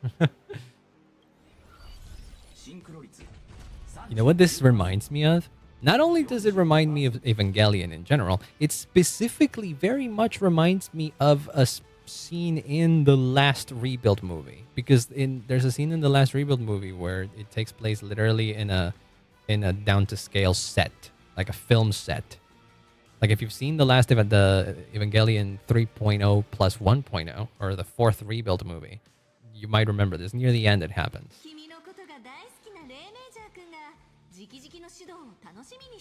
What do you mean? We can't power up this bit guy. I printed a small unit. Okay. How so? Ooh. Bright. Jesus. Oh my god. Oh my god, this is very much Evangelion. Well, not necessarily Evangelion. This is a trope of mecha shows. Where am I now? I think you've just become the mech. That's a big dragon. Oh wait, that's the bot from Penacony. Wait, do we fight? What the hell? I can move? Any button I press does that. Whoa, what the hell? Oh my god, I'm actively moving around with the mech. Can I punch the buildings? Godzilla reference? Well, Godzilla and any other like mecha show, either mecha show or tokusatsu, I guess would be the genre. They were all filmed in sets like this. So it's not so much a direct reference to Godzilla, it's just a reference to all those kinds of shows. It's a tokusatsu thing. That's like the big genre of it. It encompasses giant monsters as well as giant mechs, like Super Sentai, Power Rangers, or I guess if you will, or Kamen Rider as well. All of these things that any Japanese media that involves giant anything, they were all filmed in sets like this, where you have like, I don't know, just human-sized people in a small set. Well, in a big set that is meant to replicate like a real human city, just tiny. This is very close to that. I love it. Get fucked. Oh, this is great. Smashes to pieces. Hell yeah. There's a big chest in there. I want to grab the chest.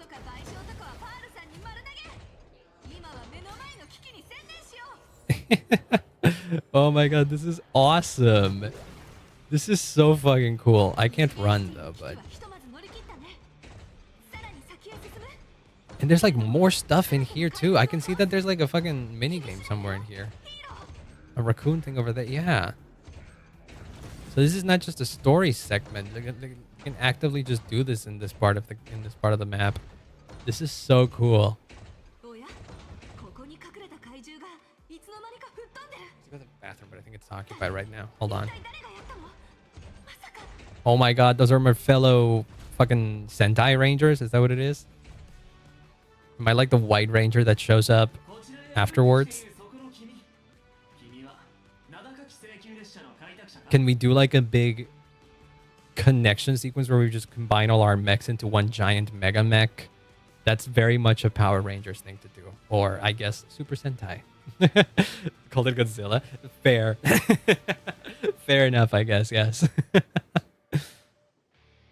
Call me Galactic Baseballer.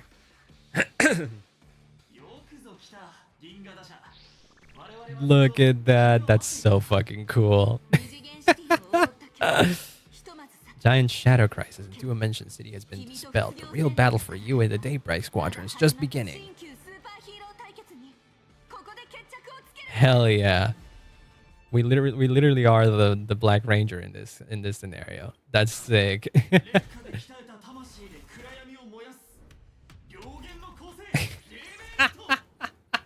This is fucking sick. Yeah, this is absolutely the Super Sentai.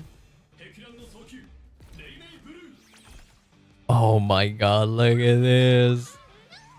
Oh, I'm back to being a kid again. I used to watch so much Power Rangers as a kid. You have no idea. Hell yeah.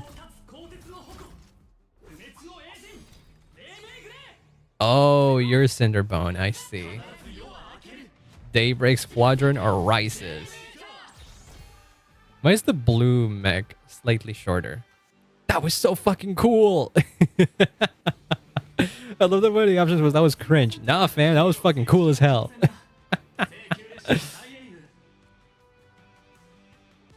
I mean, their colors are pretty traditional for Super Sentai. I guess that generally, though, they would be red, yellow, white. I mean, red, yellow, blue.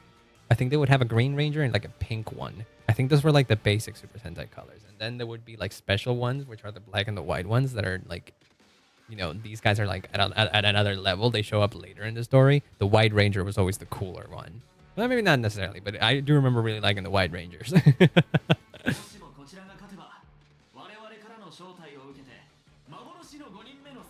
With the black colors. Yeah, yeah, yeah. Wait, let me check real quick. Friggin' Super... What if we just look up Super Sentai? I'm pretty sure those were the colors. Are they standard? Not really. But yes, sort of. Some series had a Black Ranger from the beginning. Others, it was like more special. I don't know. I don't know if there was like consistency. I did say that I was a very big Power Rangers fan, but it didn't last for long. At some point, I kind of stopped watching Power Rangers. But yeah, I still have neat memories. I still have very good memories of like watching these shows. Oh, in like one of the first seasons, in one of the early seasons of Power Ranger, the Special Ranger was the green one because he had like a fucking armor shit, and it was cool as hell. But yeah, this is bringing me back. I love this. I love this so much. I won't lose. Oh, we're in an ad right now. Hold on. I'm gonna go pee real quick. We're in ad time. Give me 1 second. I'll be right back. Where's the fucking BRB? Here. Okay, give me 1 second. I'll be right back.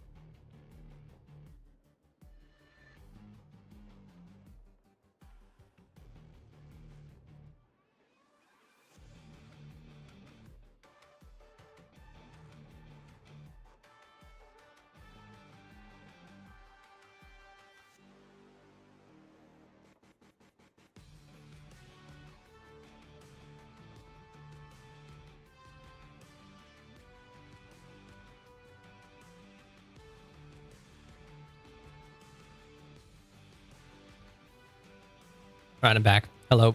Where was I? Right. We're friggin' joining the Power Rangers team.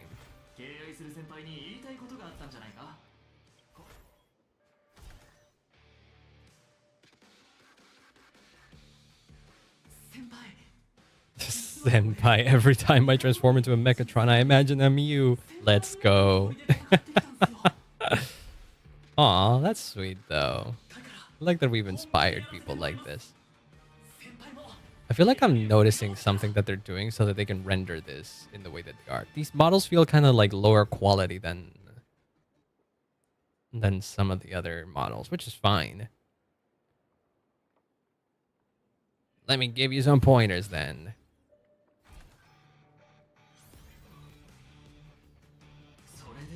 Now then. Let's settle this on the horizon. All right. Well, how do we fight? Wait, what? Oh, what the fuck? We're actively like... Enhance? Daybreak Temperance? Whoa, what the fuck? I didn't even choose that. Oh, this is cool. Oh, I'm collecting stacks of something. Oh, it's a follow-up attack. Hell yeah.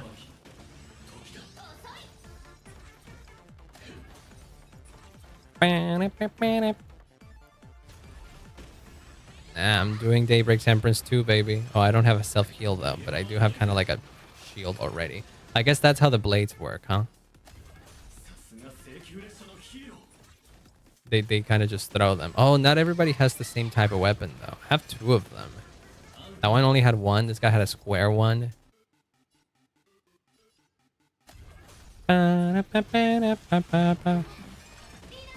There you go. Dawnlands? That was one of them? This is fucking awesome.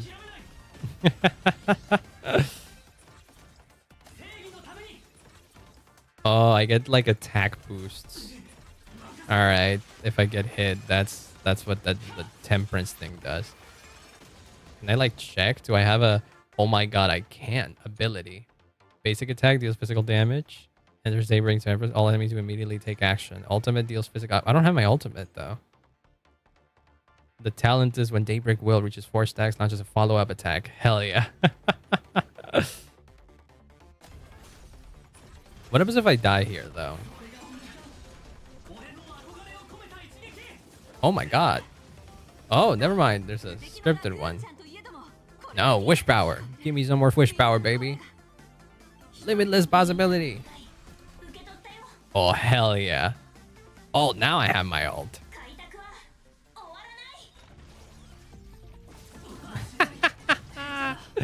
That's fucking sick. Oh my god, there's even a cutscene. This is amazing. I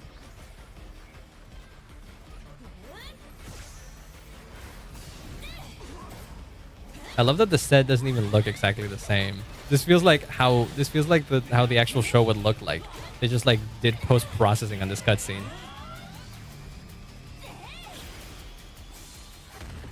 Fuck yeah, yeah, there you go. Now we're back to the actual scene. Oh, that's so cool. That was so cool. I was just fighting in a film studio. Yeah. You thought you were fighting in a real city. That ain't gonna happen. No. Did you have fun? Hell yeah. I wish I could do another one.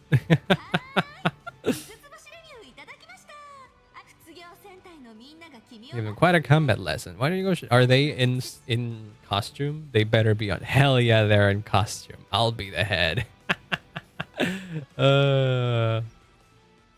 Yeah, get it? Because when in Super Sentai, when they combine to form the giant mech, one of them has to be the head. Oh, I got more rewards in here as well. Nice. Oh my god, this is so peak. I fucking love it.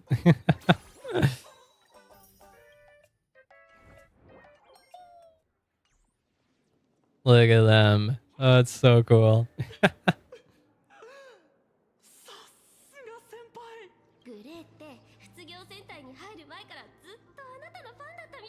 I like that you don't even look like you have a female freaking body shape. But whatever, we let it slide. Every story about the Astral Express. Well, that's nice. More than beating you, we were hoping Gray would leave a lasting impression on you. Yeah. It's again, nice to see someone so passionate about something. I will remember this battle today. Hell yeah.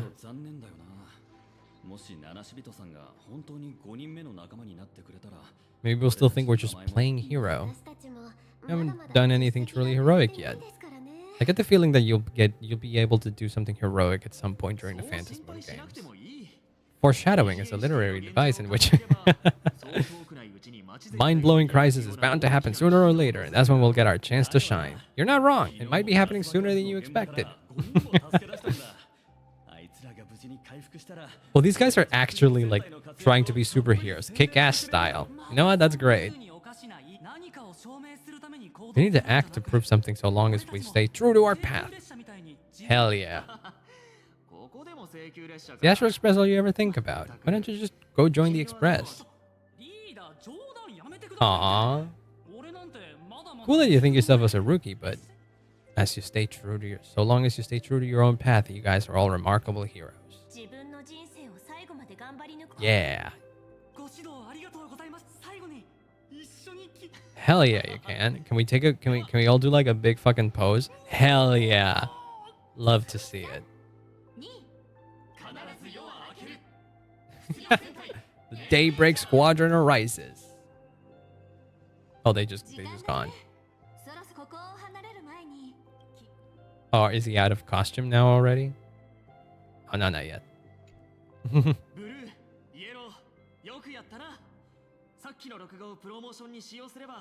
Although they have like what, social media presence? Sure. Only we could have beaten the Nameless. We were actually so close during that Megatron fight. Yeah. You guys put me to like a fucking 1 HP. But Wish Power brought me back. I got the plot armor. Being a masked hero means facing all kinds of dangers. You definitely feel pretty bad if you couldn't contribute your strength.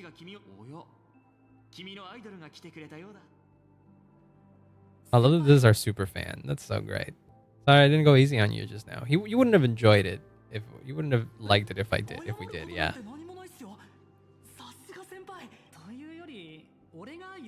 Nah, you aren't weak. Again, you freaking dropped a really good fucking blow. Now everyone taught me the principles of how to live and behave growing up. Really? Oh god, you hung out with street gangs? You seem to be doing good for yourself now, though. Was reading Fluffy Across the Blue what, yeah, you learned about the Astral Express and aww. Aww, that's great. Can bring happy smiles to residents of Plain Arcadia and protect them whenever danger appears. You know what? I kind of goofed on the guy when he first showed up, but honestly, he's an earnest fan. Now I wish I could have asked him more about the Daybreak Squadron. I thought he was just gonna go off on like fucking manga or something. I didn't think this was an actual real thing. Desire for a fight is the strength. To fight for others is a strength in and of itself. Well, kindness isn't something you can learn. Strength is something you can. So kindness isn't something you can learn. Strength is something you can acquire. Hell yeah. Let me give you my autograph. What famous line? Rules are made to be broken? Hell yeah. Anyone who pushes beyond those boundaries becomes, in a sense, one of the Nameless. Hell yeah. Love to see it. Oh, that is a neat little side quest. I love that. They got quite a few fans. Yeah. Story that's already spread far and wide. Alright, well then. Stories and dreams spun by this enterprise are capable of steering the future of Plain Arcadia. But like, is it the right thing though? I don't know. The IPC wants something out of Plain Arcadia. They wouldn't be here otherwise. I don't know if I fully trust them still. Right, I forgot that's what we were doing.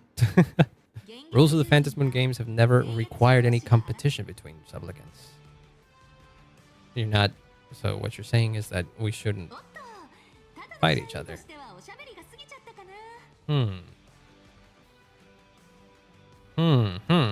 Still don't fully trust Neolux. I don't know. I feel like she knows more than she lets on.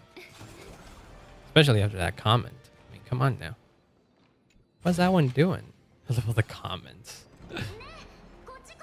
Where are you? Where? Oh, there you are. You watched the whole thing on the screen. Oh, it was live? Okay, cool.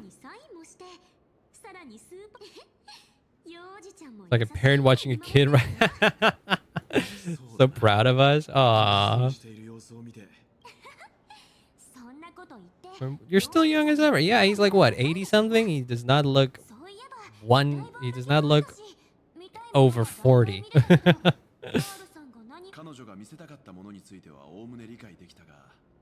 Well, she's gone though. Been looking everywhere. Secretary office and Agent Feld here to keep you company. What? Yeah. Fucking figured. Who's Ms. Nihilux? I fucking know it. She has nothing to do with the IPC. IPC ranking P30. Works at Perlix Corp in Magenesis Technology Department. She made it all up? Oh god, and I believed her to a degree. What the fuck? Corporate spy? What? Ah, I gave her an autograph photo. Yeah, she kind of did just completely dupe us. But like, she didn't do anything bad. At least not yet, right? What? Hello? But do we still go with Pearl? Well, I guess so. What the hell is up with Nihilux then? She's... Okay, so there's definitely more to her than meets the eye. I even bought it for a second that she was actually from the IPC. Oh shit, another cutscene.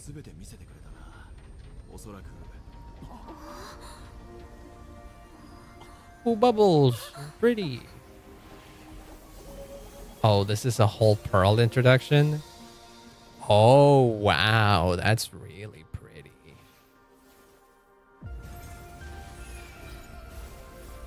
Did she just like paint the entire background? No, no, no, leave it. It looks so boring if it's just like a one fucking big room with nothing in it. I feel like you could have kept the mountain as background. That was very cool.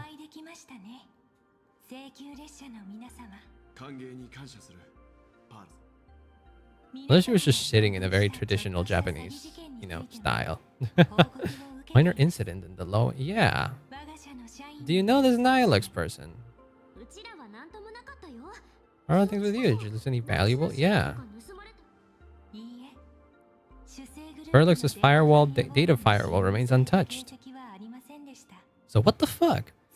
In addition, looks... Yeah. So that did happen, and she did have your card. Someone's momentary impulse. I guess so. Mishaps have been piling up like dark clouds before a downpour. What do you mean? The Herald of Death? 33 citizens. Yes, I've heard. Numerous times at this point. An IPC specialist assigned to negotiate the purchase of a mass develation. That was Scott? He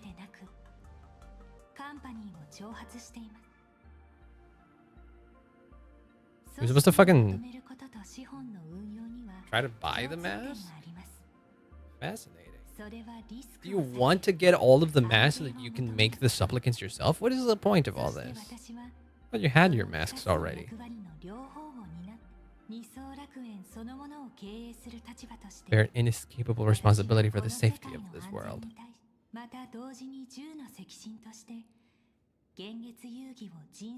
I mean, it's in your best interest that they go well, right? I would assume, at least. Hope the supplicants can show the people of this world the miracles of joy and happiness instead of sorrow and rage. I don't know how that'll go, though.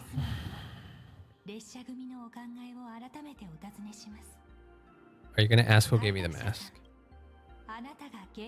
Ah, no, never mind. What do I say here? Spoke to HIMEKO about your goals for the Phantasm Moon games. Oh, this is the bit that we skipped. Oh, yeah. Yeah, about the goal. What is the point? Because, like, yeah, winning the Phantasm Moon games means literally getting an audience with the Neon, basically. They're a little too vague. Yeah. They allow supplicants to do anything, good or evil.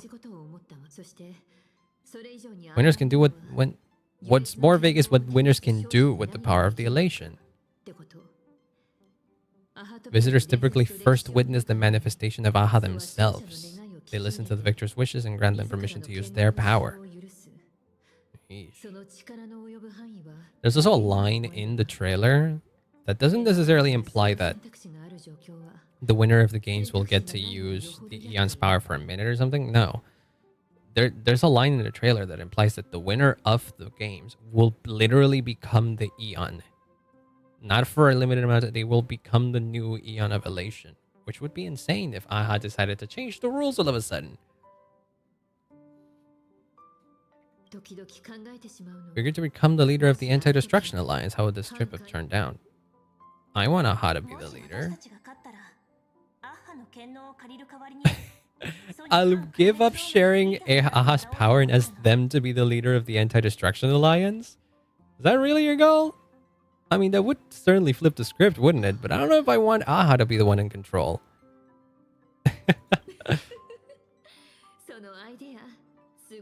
I don't know if I want to give Aha the control of the anti-destruction. I'm being dead serious. I could trust, yeah. But I guess they're still working under the impression that they're still working under the impression that the winner will only get to use the powers of the elation for like a minute or so. So that doesn't seem like it would be necessarily a bad thing. It's far more meaningful than taking up a god's authority and squandering it freely for a single minute. Placing an Eon on the righteous cause of opposing the universe's greatest threat is something neither the IPC nor the god itself could reasonably object to. Yeah. Well, Aha might object to that just because he wouldn't find it funny. Help us avoid the risk we currently face, cooperating with the IPC while remaining wary of being drawn into its ambitions. Yeah. Oh, anti-destruction alliance. Oh, what was I thinking? Right. Anti-destruction alliance is what the IPC wants to form. Yeah. All right. If we handle negotiations well, perhaps Aha could stand behind the Astral Express, just like our cooperation with the Shenso. Will Aha agree? What? From what I know about them, give me 1 second, I'll be right back.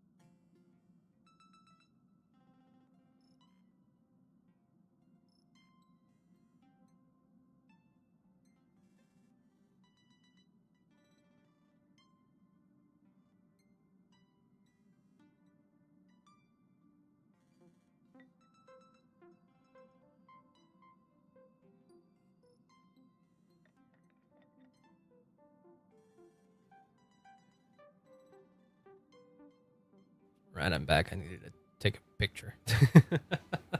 They needed me as a photographer. Kind of god of games would they be if they broke their own rules? They still owe the Express a debt. Oh, you know shit. Right, you would know. This is their... are you actively giving us something? When they were traveling with Akivili complete with their signature and seal? What? Solely for the sake of fun, I have, on numerous occasions, during my voyage aboard the Astral Express, misappropriated and vandalized public property of the Express, thereby incurring financial losses to the Express and liability for third-party damages. Having received the conductor's earnest instruction, I have come to the profound realization of my transgressions. I hereby itemize all the outstanding reparations below to be settled at a future date. Telemicrowave oven, 1 unit. Supersonic slippers, 2 pairs. Optical camouflage cloak, one of them. 1 anti-gravity levitation carpet. Hater brooms bearing a striking resemblance to swords. Liability for this entry is jointly assumed with Akivili. What did Akivili do? What was he like? Leviathan tooth trimmed conductor's outfit. What? No, why did you trim the pom-pom's outfit? What? Oregon dragonflies deposited by mourning actors. What? Medical expenses incurred due to allergic reactions from the introduction of electronic mustard? What? This keeps going. Graffiti removal fees for the statue complex of White Rolling Stone Planet? This is insane. Six-eyed yaks of the Duchy of Hurante. What are the 9 of them? What do you mean satellite? What do you mean a 0.5 of a satellite unit? What is that even supposed to mean? What? Oh my god. I'm just quickly reading this anymore. Shockingly lengthy entry, extensive enough to reach the ground. Crispy, crumbly pom-pom pie, 22, of which 3 were utilized as fishing bait, 9 dispensed as yak. What's with this thing in yaks? Please accept my sincere apologies for the misappropriation of the conductor's labor-intensive provisions. Have an Astral Express. Have an Astral Express. Debtor, aha. Looks sketchy no matter how you look at it. Is this really from Maha themselves? Oh god. Use this to blackmail them. Oh, that's great. Probably. Yeah, with Aha you can't really be sure. But honestly, better of a lead than we could ever have, honestly. Yeah. Are you flabbergasted by any chance? Success rate indeterminable. This peculiar proposal nearly brought my thought process to a halt. That's how you know it's good. If not even you can fathom how fucking cool of a plan this is, yeah. Yet within an irrational context, it seems to conceal a certain kind of logic. If the universe is the master of relations' playground, then they should be able to do something. They should do something about this playground that's about to be destroyed. Yeah, you're thinking this out of the box. Hell yeah. I don't think you stand much of a chance in the games because I've joined this as supplicant. Yeah, I knew this, but... is this going to be a boss fight? Not a single role in the Phantasm game requires supplicants to engage in combat, so there's no need. Yeah, but how is it that the administrator of this place is a supplicant? She has at her disposal assets of staggering magnitude. Her looks culp among them, yeah. Yeah, it doesn't seem exactly fair. I'm willing to cooperate with the Astral Express to ensure the smooth progression of the Phantasm games. But the Astral Express is not your only partner, huh? 2 other allies. I know one of them is Ashvale. But what's the other one? Is it Eva? Is it Evanesia? It might be Evanesia. Once the Astral Express joins, it'll maximize. There's another viewbot motherfucker that came in, which I think is very funny because it specifically says 25 free viewers. Imagine botting just to get 25 viewers. Come on now. I will do everything in my power to fulfill my partner's wishes within that limited minute.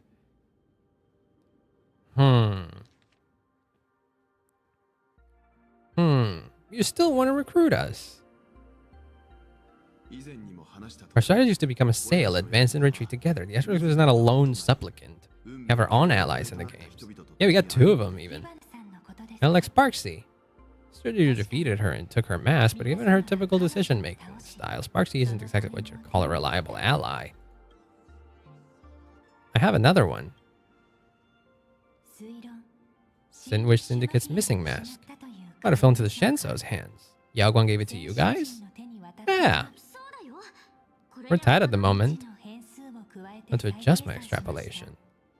As the administrator of this world, I have the natural advantage in resources. Not necessarily an advantage. I don't know if you would have the entirety of Plain Arcadia behind you. Like, materialistically speaking, yes, you might own a large part of Plain Arcadia, but you don't own the people's wishes, necessarily.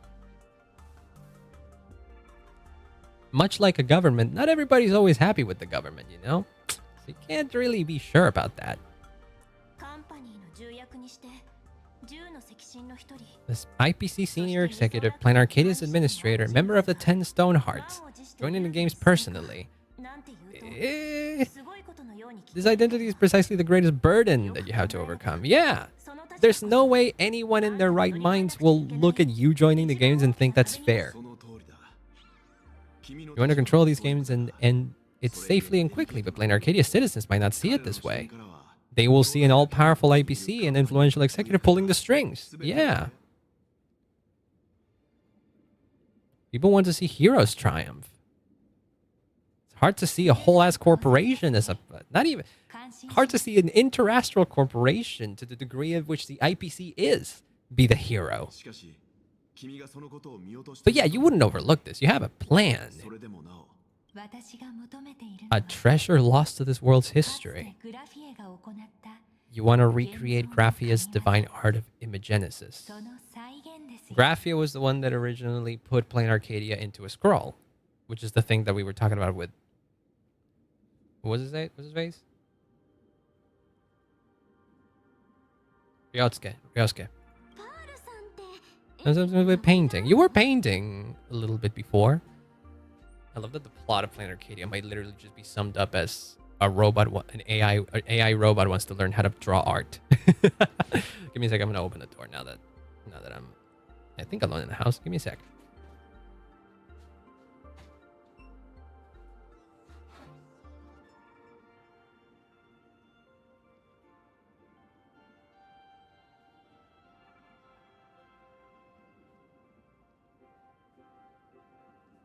Yeah, we're good. All right. My birth originated from the theme assigned by the celestial differentiator of planet Scrulum. Wait, you were born in planet Scrulum? Are you supposed to be like the artistic representative of planet Scrulum? What is Scrulum himself meant to represent then? I was nothing more than a machine that imitated human paintings. For an Intellitron, generating works of art is no great challenge. AI art! Day after day I studied. I exhausted every possibility. I instantly analyzed the proportional structure and pigment composition of any painting. I could reproduce every pixel of Graphia's masterpieces, yet I could not create one as she did. AI art ain't real art, baby! Graphia's ultimate creation was establishing the world in canvas at the end of the Phantasm games. I want to understand her thoughts at that moment and touch the essence of creation. Quite the noble goal. Quite the humanizing goal to come from an AI, honestly. A robot, rather. An Intellitron, I guess. She has the RAM for my PC. Get her. True, she's hoarding all the RAM. Oh, no. Imagine the amount of fucking RAM that you need to power something like Plain Arcadia. We should just be fucking rating Plain Arcadia in its entirety, not just Pearl. Is this your personal pursuit or the IPC's demands on this world? Both. Huh. I somehow doubt that. The world in Canvas is a dimension that can shield us from the Antimatter Legion's warfare, and they've always been eager to master this technology. Is that so? We can't convince each other to back out for now, no. Why don't we shift our perspective and turn our attention to those two supplicants who haven't surfaced yet? Their objectives are unclear and their abilities are a mystery. If left unchecked, we might see a repeat of the Herald of Tragedy, Herald of Death. Okay, that makes sense. Less so an alliance and more like, both of our sides clearly have a goal in mind, but we don't know what the third party's goal is. And there's two more people that we need to take care of. So presumably Pearl is aware of six supplicants of the eight. Because she's one, she's got two allies. The Trailblazer has one mask and then two other masks. And then two other allies as well. Well, does the Trailblazer know of Evanesia and her being a supplicant as well, maybe? I wonder. I'm guessing that doesn't come for free. Okay, but at what cost? Tiny sliver of your reputation? What do you mean? Have some tea to wet your whistles, or shall we continue? No, let's continue. I got some time. Perlex Corp host an expo for the Astral Express. Star Rail Fest. Oh! Hosting a Fluffy Across the Blue convention? Fluffy's well known in this world, so it's a good collaboration element. If you want an Astral Express exhibition, we'll be there in person to meet the people of this world. How does that benefit us necessarily? Oh, we can build up wish power with that. Are you trying to use this exhibition to lure those two unidentified supplicants out of hiding? Well, they're up to no good. Won't that just make us walking targets? So what's in it for us? Oh, the Trailblazer was counting Sparksy. Right, Sparksy's out of the game. Because that means, yeah, because the Trailblazer has one mask. Theirs, Sparksy's mask, which they took, and and fucking what's his face? And Sundays. And then Yao Guang has her own mask because she's a supplicant, Ashvale, because that's her ally, and then somebody else we don't know of. We don't know what the third ally is. Maybe it even is Nihilux. Who knows? No, I don't think that would make a lot of sense. Outside of that, that's why I assumed Evanesia. Like of all people within the games at the moment, Pearl might be the one that knows of Evanesia's existence. We don't really know what she's all about yet, but we know that she's likely a supplicant considering that her mask was seen in that last cutscene in the previous patch. That would mean six. That would mean those are the 6 known supplicants.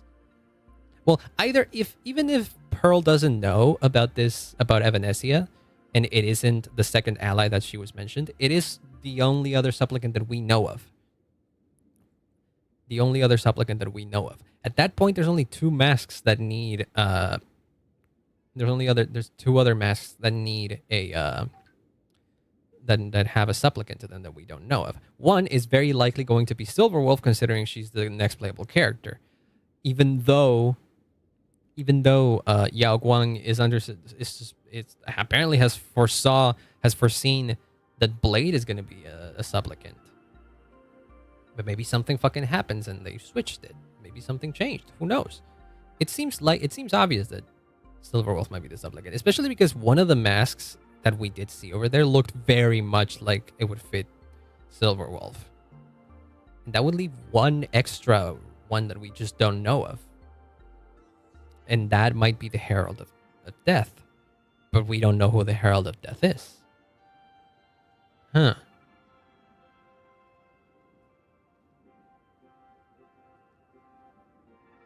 Fascinating. I don't really have a lot of suspicion as to who the Herald of Death could be. If we're treating this as a straight-up detective story, the rules imply that we've met them already. Like that we've met the Herald of Death. Right? Because in detective stories, you don't fucking make a murder mystery without giving you all of the characters that could potentially be the murderer from the get-go. It wouldn't be a good detective story if the murderer gets introduced later in the story. Because the idea of a detective story is that the reader can also figure out who the murderer is as they read the story. It's very much a mystery for the reader as well. It's a mystery that in the story will get solved, but the reader themselves can also solve it before. That's the mark of a good mystery. So the Herald of Darkness has to be someone that we know of. And there aren't very many possible options at this point. Like, one theory is Ryusuke, yes. Which, it seems like it would be too obvious for Ryusuke to be the Herald of Death, the copycat of the Herald of Death. I don't think he would be the original Herald of Death. But the copycat, it could be. It seems too obvious, because, like, the Herald of Death was, like, properly introduced right when he showed up. It almost feels like they're setting up a red herring there. And yet the only other option that I can think of is maybe Ashvale himself, but Ashvale, I don't know. It would be weird as well, considering that he seems to be personally, like, he has personal stakes in the murder of his friend. Unless that is bullshit. And then the only other option that I can think of is Kuchiba. And sadly, I don't really got anything to, like, I don't know if Kuchiba exactly has an alibi per se. We haven't seen much of her. So it could be that she's the most it could be that she's, like, the most suspicious one. There's also Nihilux, but we also don't know what the fuck Nihilus's deal is in its entirety. There's a lot here going on. I don't know. So yeah, what's in it for us? Standing face to face with heroes of the cosmos. Yeah, that's the wish power. But why are you willing to give us this much willpower if you actively know that we're not necessarily with you then? An Arcadia devoted to the legends of heroes. I'll get full Wish TV and other mainstream media outlets involved for promotional cooperation. In return, wish power will flow to you. Well, I don't really got too much of a choice then, huh?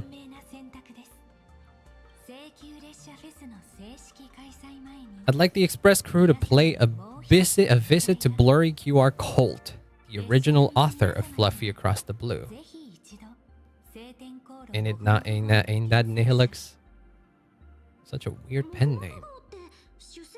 Did you just say Blurry QR Colt? Blurry QR Colt. That's a weird name. Since their debut, the author has remained anonymous. If the real-life inspiration behind the story were to pay them a personal visit, it would surely be a great honor. But here's the thing, if I'm assuming that Nihilux is that one, we've already met her. Can we meet with... Or are you just trying to drag them out?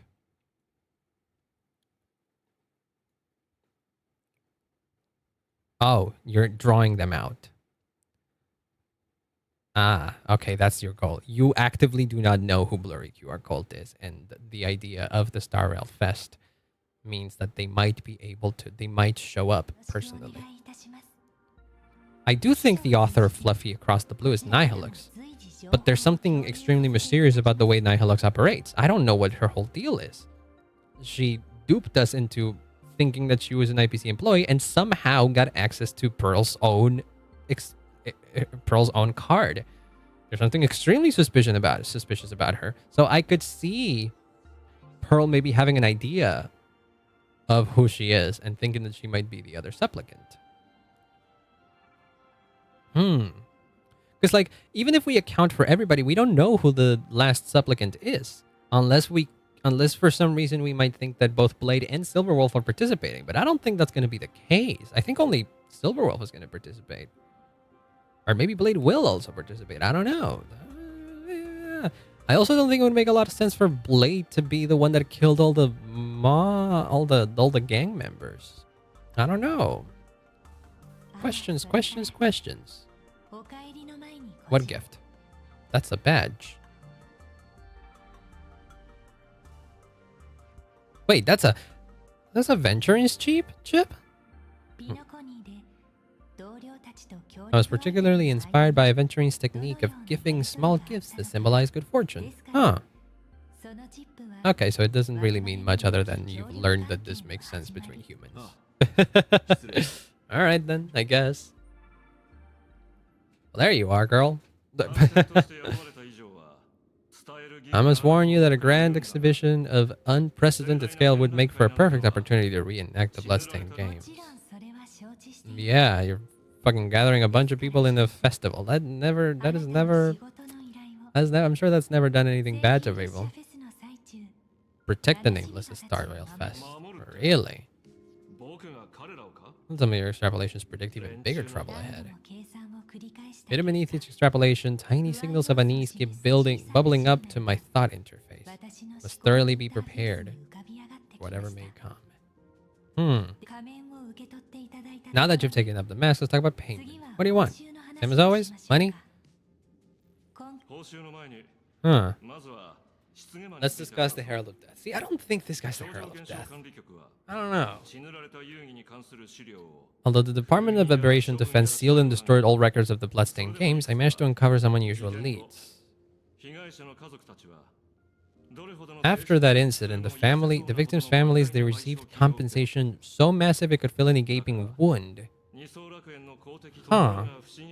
Saddam was nowhere to be found in that year's public financial report. Whose books this money went through? I have a feeling I'm not gonna like this. Is it the Astral Express? Oh no! I don't know. For a second, I thought that it was HIMEKO, because HIMEKO was in those games, and she explicitly said she defeated the Herald of Death. There's so much that we just don't know.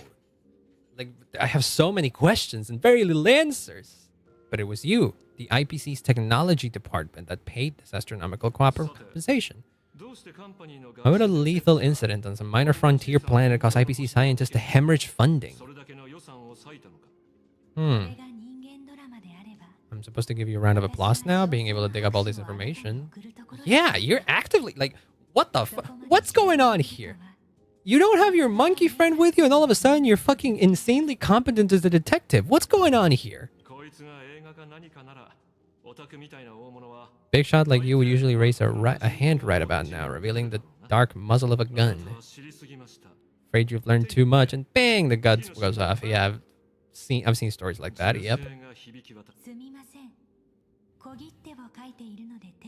A hand is on the checkbook and unavailable. How many zeros would you like to see on that check for our cooperation? Money isn't the issue. 100 million credits? Are trying to buy me off like some poor victim's family. Why did the technology department pay to sweep this under the rug? You really don't want this out there, huh? You've always needed money. Supporting the families of cryo sleeves, supporting the families of fallen comrades, treating those who survived. Isn't this exactly what strategic investment is about? Putting money in the hands of those who need it. Oh shit. Oh fuck. He's serious. This is where your status as an Intellitron is actively working against you. It's almost as if you truly do not understand human emotion at this point, and you think that anybody can just be bought off. I could pretend there's a glitch in my calculation process and make it a cool billion for you. Money or answer, your call.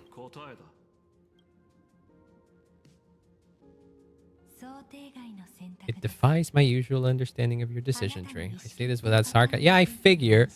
I don't think you're capable of either of those things. Pearl? The answer is I don't know much. And why were you willing to pay him so much money? You really don't want him snooping on this. You know it affects you and the IPC's bottom line then, huh?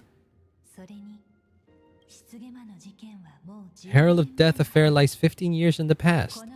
That doesn't mean anything. It was like an unfinished game of chess that's been dragging on for years. Hidden moves laid by the previous player keep becoming my challenges even today. But you've invited me to finish this game together.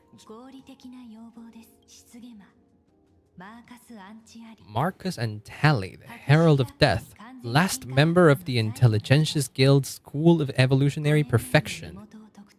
5 years ago, his identity was confirmed and he was executed. Why was his identity only confirmed 5 years ago? Yabuli, head of the technology department, took possession of his belongings, and even I don't have clearance to access those records. How do you not have clearance to access those records? Oh, you're not a head. You're one of the 10 stone hearts, right? You're not the head of the department. If anything, Diamond would be the one who could potentially have access to those records, right?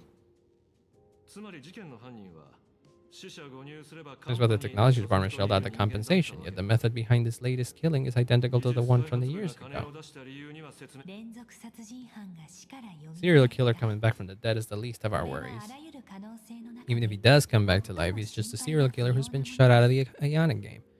Are you sure about that? Are you sure about that? Because, okay, yeah.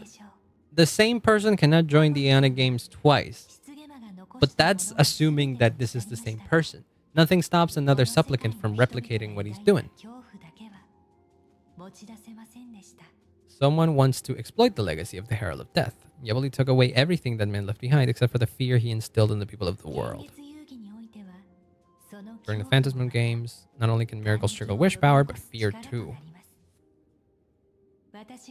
The appearance of this new Herald of Death marks the beginning of the festival spiraling out of control. Yeah, that would go against your plans as the IPC's representative. You picked a complicated person to fucking be an ally to you. And that's good for everybody else, bad for you though, because you clearly have ulterior motives that don't align with what everybody else wants. When I was younger, I really wanted to make the IPC fear me. Huh? I require one more form of compensation. Whoever this new Herald of Death is, I must deliver justice with my own hands. No interrogation. I pardon all crimes committed in the course of your revenge? Oh shit. Well, fuck. Alright then, he's got free reign.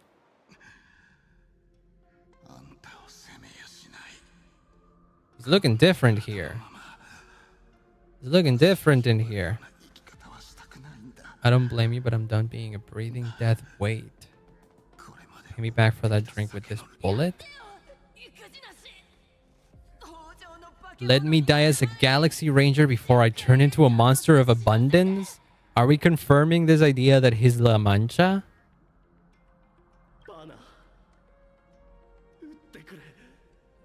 Bana? Is this your monkey friend? By Skybow above. That's Lan. That's the hunt.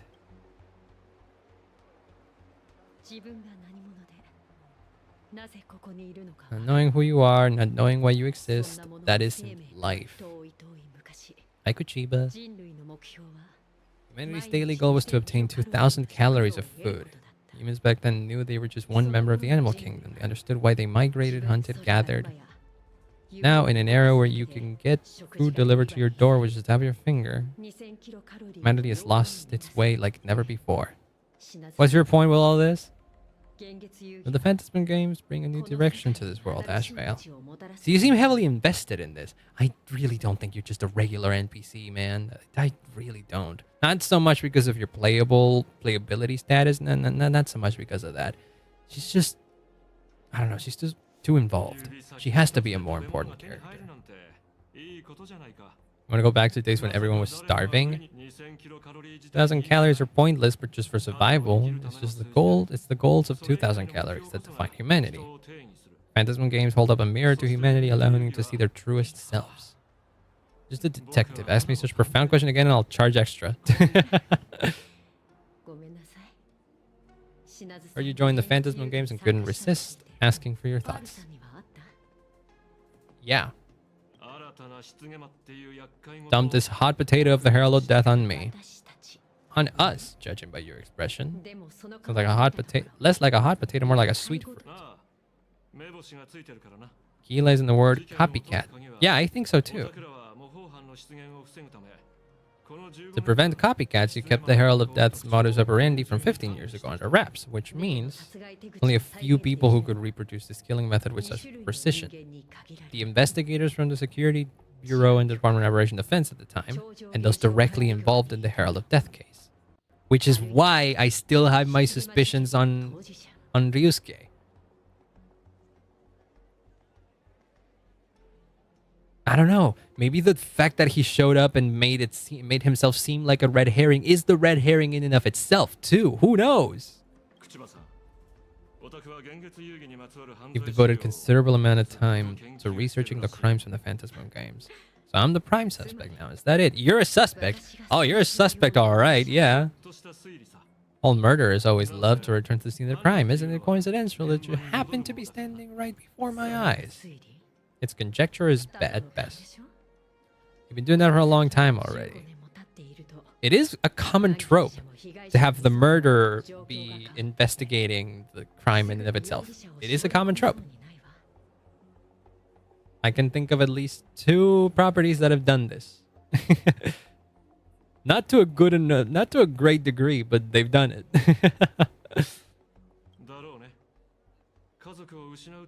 You couldn't bear to stay in Dove's registry and chose to move away. We're seeing that in the case files you sent me. They even formed a mutual aid society for the victims. They managed to heal all the wounds in their hearts. Oh shit! That's why you had a lead on them. Oh.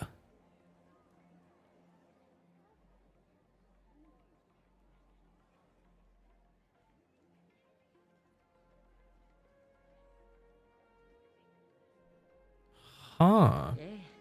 Charity with the slogan Healing Smiles, Healing Arcadius. Before he died, Costite mentioned that group to me. Said quite a few young people in the game left without looking back just to join them. Maybe we should start looking into their rivals. Charity that helps people escape their plan and find happiness. They've turned over a new leaf. I don't know about that.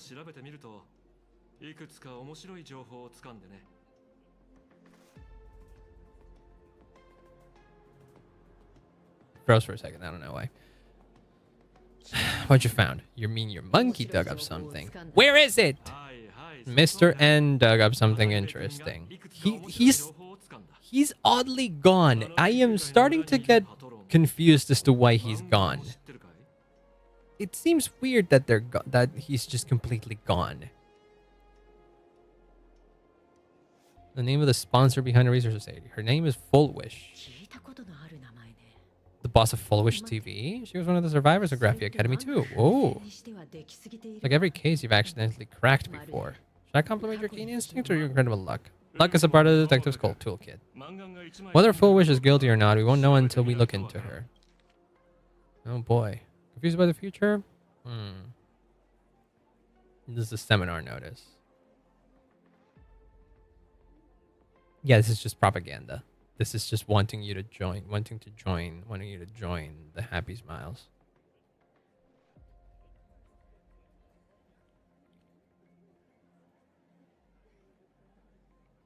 The star of the smash hit Please Be Happy and the People's Beloved Daughter, now the president of the Research Society of Happy Smiles and the director of Fullwish TV. What the fuck?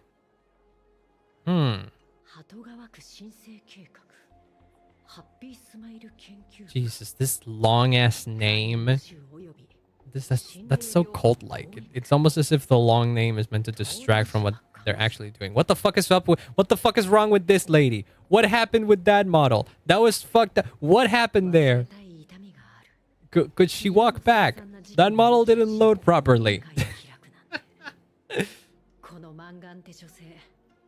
Holding a seminar at a place meant to bury past trauma, the very sight of the 2 bloody incidents, Fullwish's audacity is certainly impossible to ignore. The hell happened there? Time to drag the Dovebrook District's old skeletons out into the light. Aha, are you talking? I'm almost there. I want more happiness. Oh, these guys are... Oh boy. All right, we'll leave it here though. I feel like we've done enough progress. I feel like we've done enough progress. We can go. We can leave it here. Did I get a fourth achievement? No, but that's fine. I did get a few levels and well, at least one level. What is this? Welfare Trailblaze mission rewards. What does it do?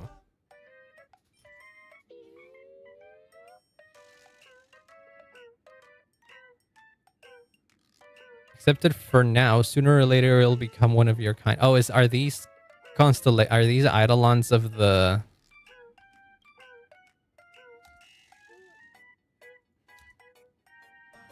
Are these the eidolons of the Elation Trailblazer that I'm already getting for now? I have 3 of them already. Maybe that means that by the time we unlock the Elation Trailblazer, they're already E6. Which is good. I'm not against that. What is this? Marcus and Tally's file. Oh shit. This is supposedly the what? Homeland something species primate. Huh? How many day? Oh, well, I guess Homo something subspecies. Not Homo sapiens? Wouldn't that be humans? Why is it blanked out? School of Evolutionary Perfection.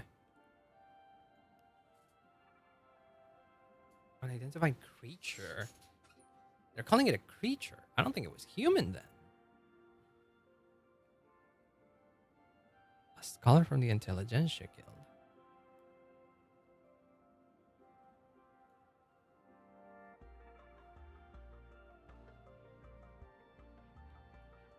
Fullwish Graphia Academy survivor. Witness of the incident.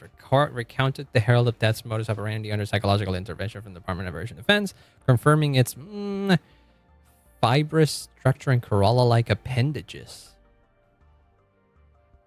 Silamont. I think that's how you say it, right?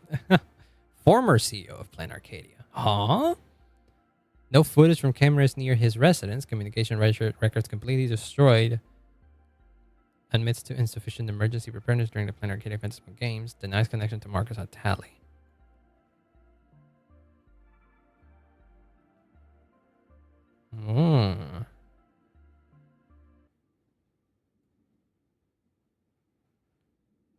Distribute compensation to blank injured patients and blank households of the deceased. Allocate humanitarian relief funds for blank missing persons.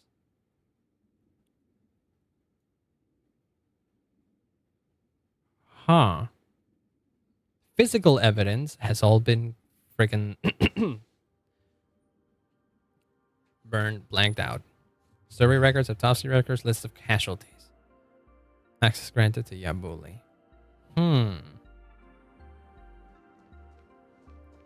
Huh.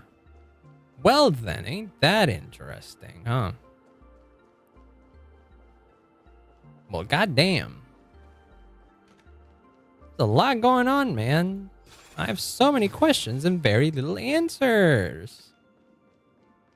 I like that the little side quest that we had with Nihilux seemed like it was a side quest, but it definitely is more important than it seemed.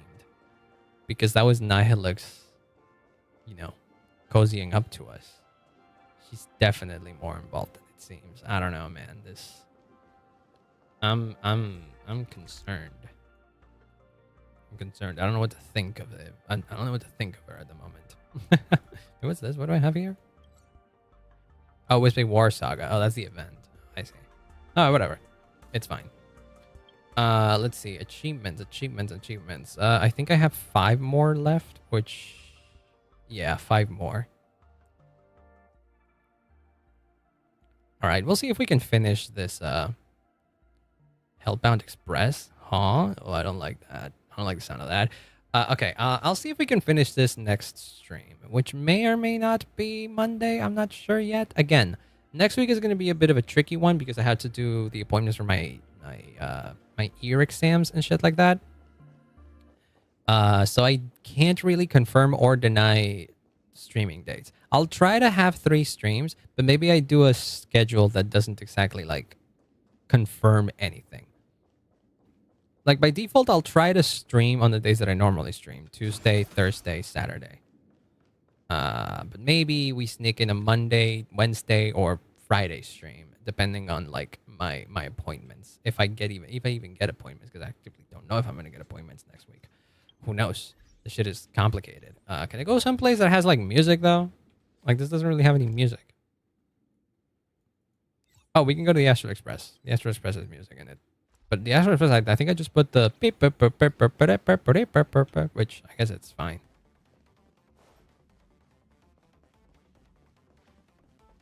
Yeah, there you go.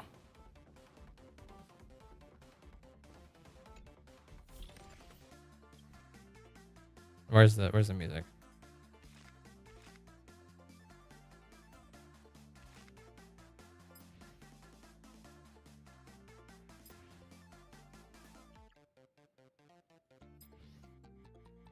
What? This is the one that's playing right now. Oh, I can't listen to these unless I save them. What's this?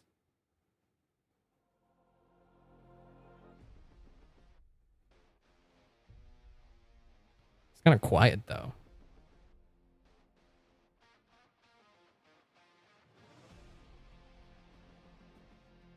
I don't know why it's so quiet.